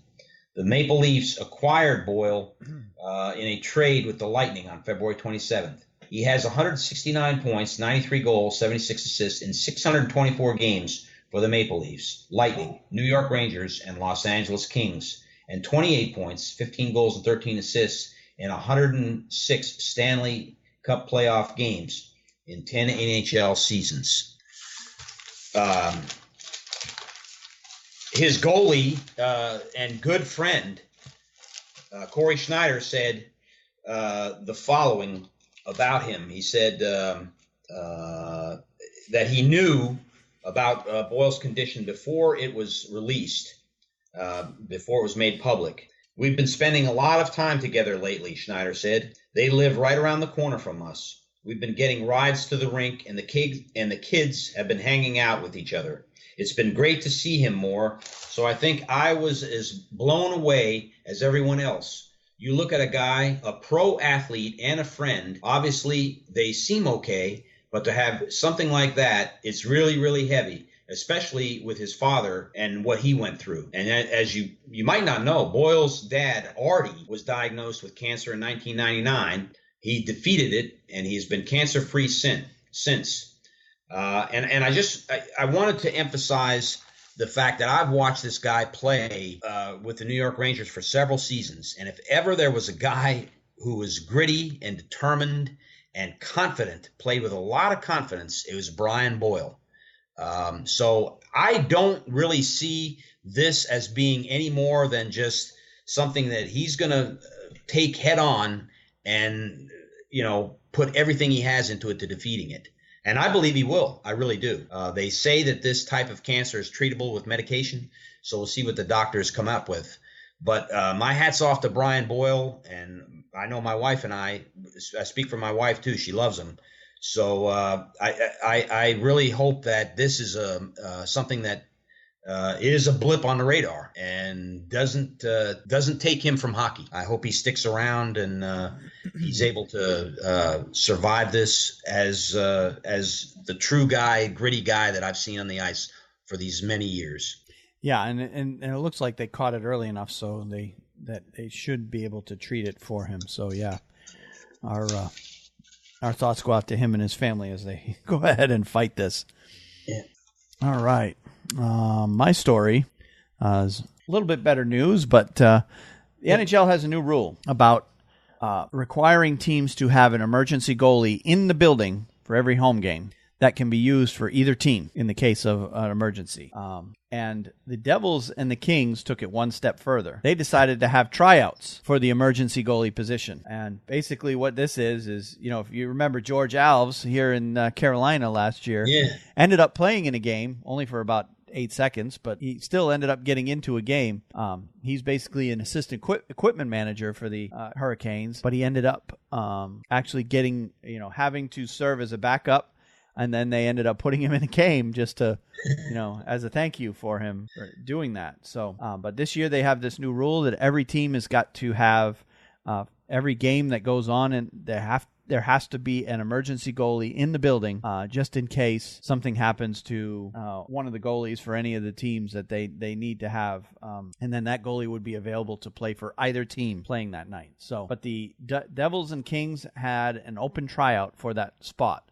And the Devils Open tryout was taking place at Prudential Center on September 23rd at 1 p.m. And to participate, prospective goalies must be between the ages of 18 to 35 to be able to attend the tryout, home games, and potentially practices, have full equipment of their own, have played at a high level higher than high school. So they're not even taking high school goalies. You got to be cut above that.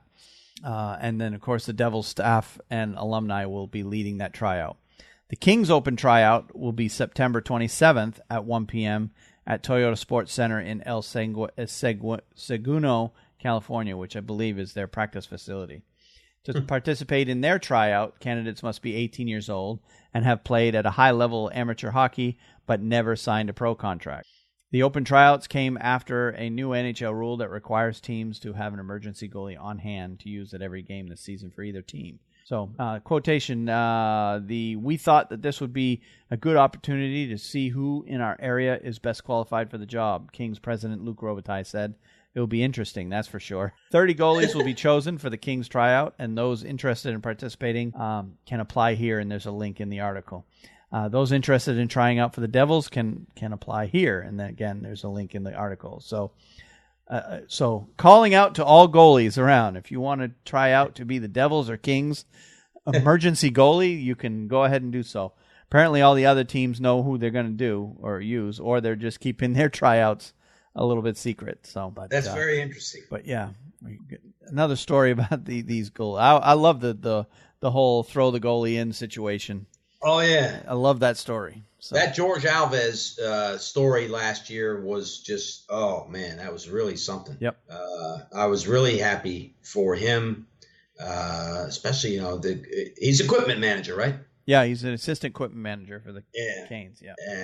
Be interesting as heck to see him if he gets back in the game again. That would be unbelievable. Yep. But, and I would imagine a lot of teams are just going to hire somebody because they most teams you need a third goalie in practice, right? Because your two goalies are only going to be they're not going to be available 100% of every single practice, right? So you almost need a third guy just to fill the nets when one of the goalies can't be out there for whatever reason, equipment issue, right?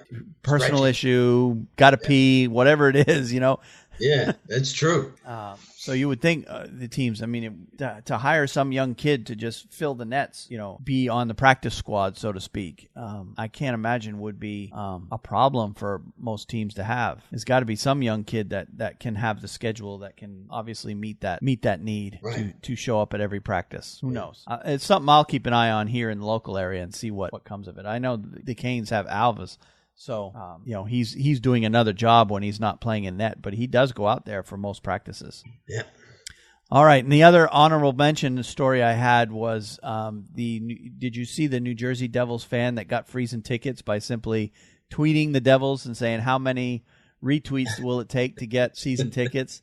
I did not see this one, Wayne. You got to tell me. You didn't see that one? No.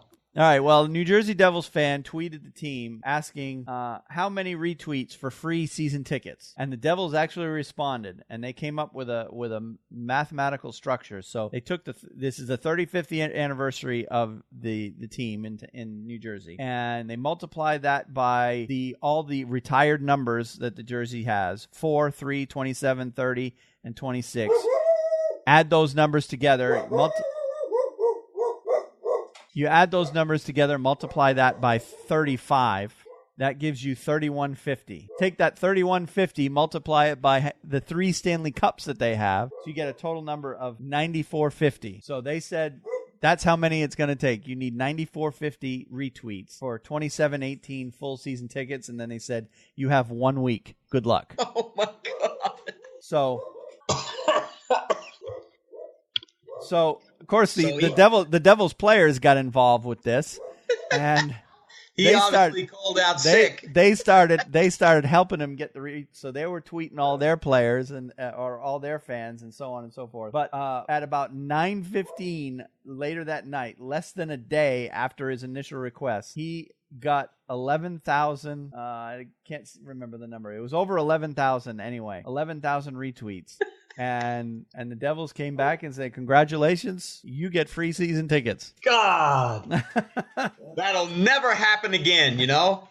He's a lucky guy. Yep.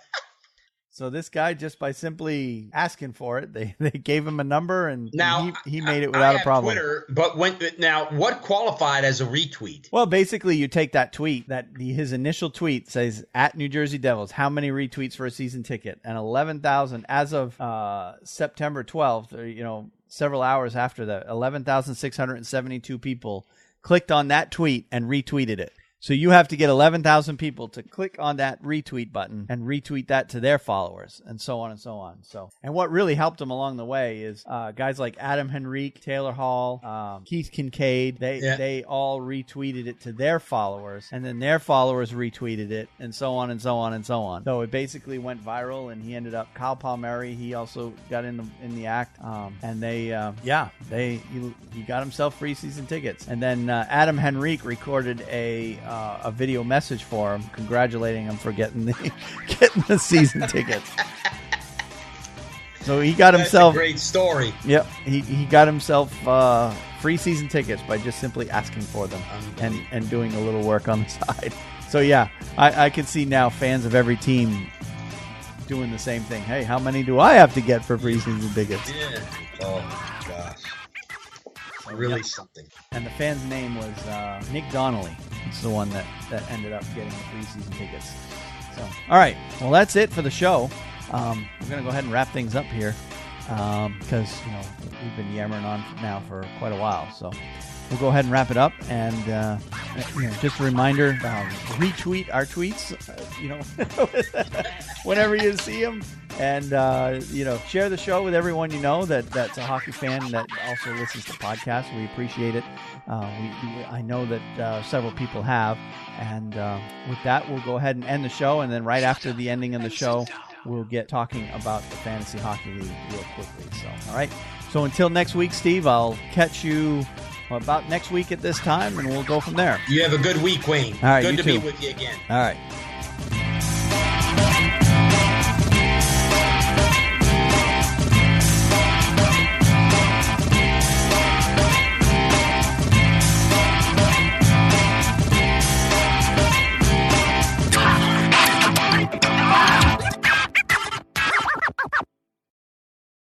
All right, and those for you that are sticking around for the fantasy hockey news, obviously we're going to be doing the Fantasy Hockey League. It's going to be named the Black Bear Fantasy Hockey League. It's the name that it had before we took a season off. And Steve and I, actually, the reason we got together yesterday at the local sports bar was to first of all, it was the only day that Steve and I had to get together in person before the start of the NHL regular season. So we had to do it yesterday, but we got together to do a couple of things. We held a draft lottery, or a lottery to determine which teams ended up in which divisions, and then we did the draft lottery itself. So for those of you who are listening and haven't had a chance, I did tweet out and send an email to all of the people that are going to be participating in the Fantasy Hockey League. But for the rest of you, I sent out on our YouTube channel, I sent out a video that shows us actually doing the draft. So if you want to check that out, just go to thehockeynuts.com/YouTube, and you'll be able to watch that video of us playing around at the ballpark. Yeah. But what a great day for it. Yeah, we had a great time. It was a nice day. It was a little on the warm side, but not so warm that it was unbearable. But anyway, so the results of the draft are as follows. First overall ended up being Scott Mount Campbell. Second overall ended up being Chris Warwick. Third, myself. Fourth ended up being Keith Taylor. Fifth ended up being Trevor Davidson. Now, I've had a change with him in the past few hours. Trevor Davidson has since dropped out of the league. He will be replaced by a friend of Scott Mount Campbell, who's the first overall pick winner. So those emails have been going back and forth this afternoon. So I have a spot. That spot will be taken by that friend of Scott Mount Campbell's. I've yet to get his name and email, but that fifth overall pick will end up being him. Sixth will be Reed Salata. Seventh will be Sean Wheel. Eighth will be Jason Hoyt. Ninth will be Ken Halley. 10th will be Alexis Smith. 11th will be Ken Kallenbach. 12th will be, as of the recording of the video, that team was vacant. I've since found an owner for that. The gentleman's name is Dave Huffner. That's actually another guy I play hockey with. 13th will be Tony Noche. 14th will be Seth Leibowitz. And 15th, there is no 15th. It's a 14-team league. So that's going to be the initial draft order in the first round.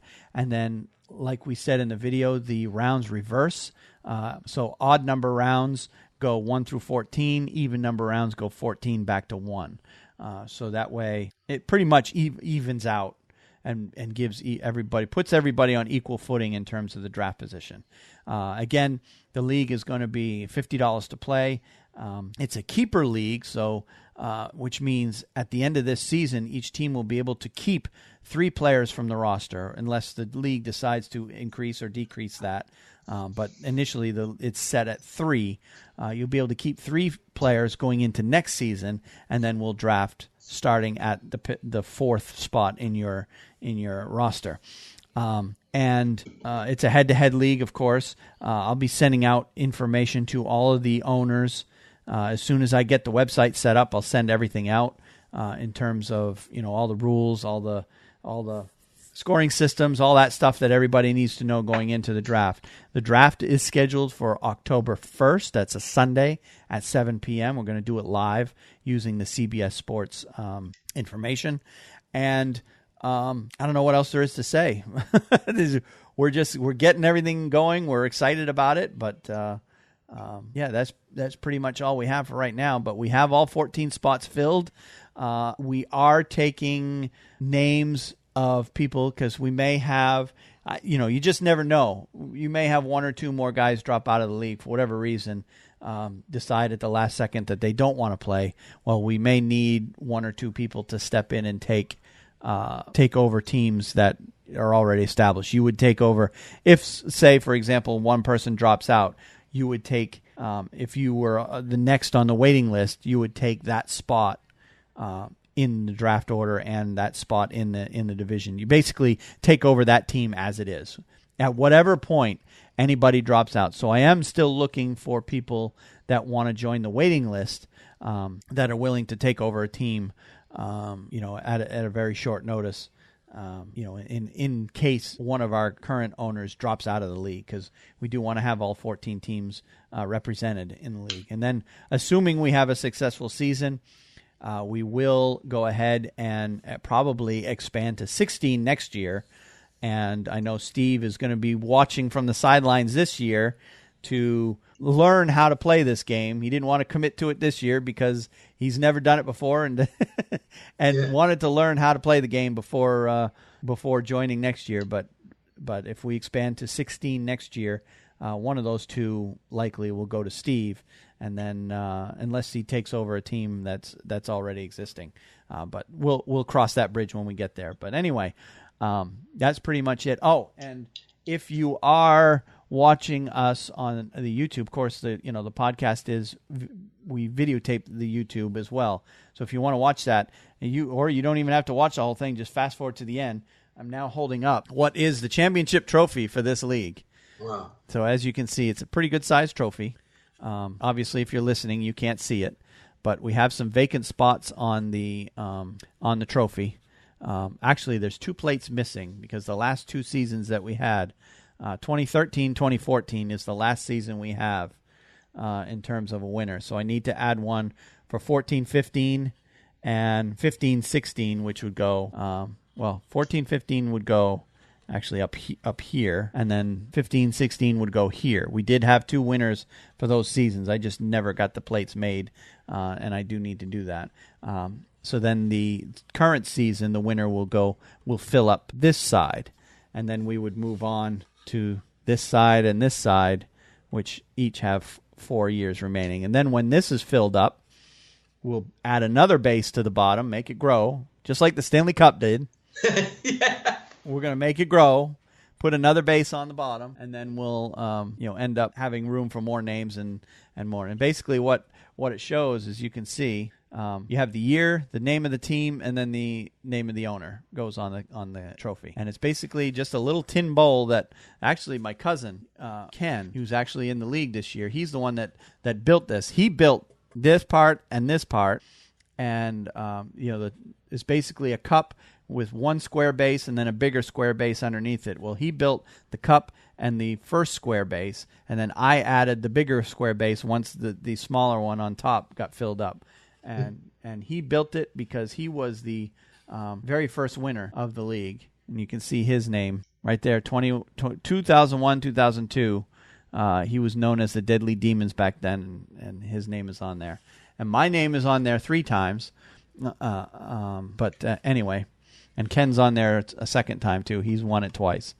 He won it most recently in 2013. So yeah, it's a competitive league. The guys that I do know that have played in the league in the past, they all know their stuff. So this league is not for lightweights. You got to know your stuff to do well in this league. These are true hockey fans, and that's exactly what I was looking for.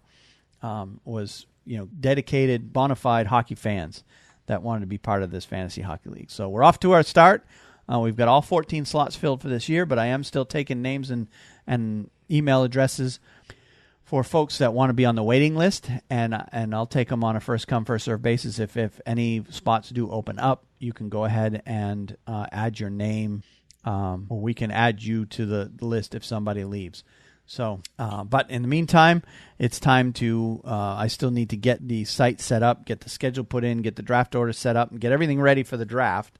And then, of course, between now and then, I've got to collect everybody's money for the prize pool. So we'll go ahead and do that in the next week or so. So if you are playing, and you're going to be playing, we're going to be, I'll be sending out an email to all of the owners, letting you know how to get the $50 to me. It's going to be done over PayPal, so we'll go ahead and get that out to everybody in the coming days, and then we'll go from there. So that's all there is to update on the Fantasy Hockey League.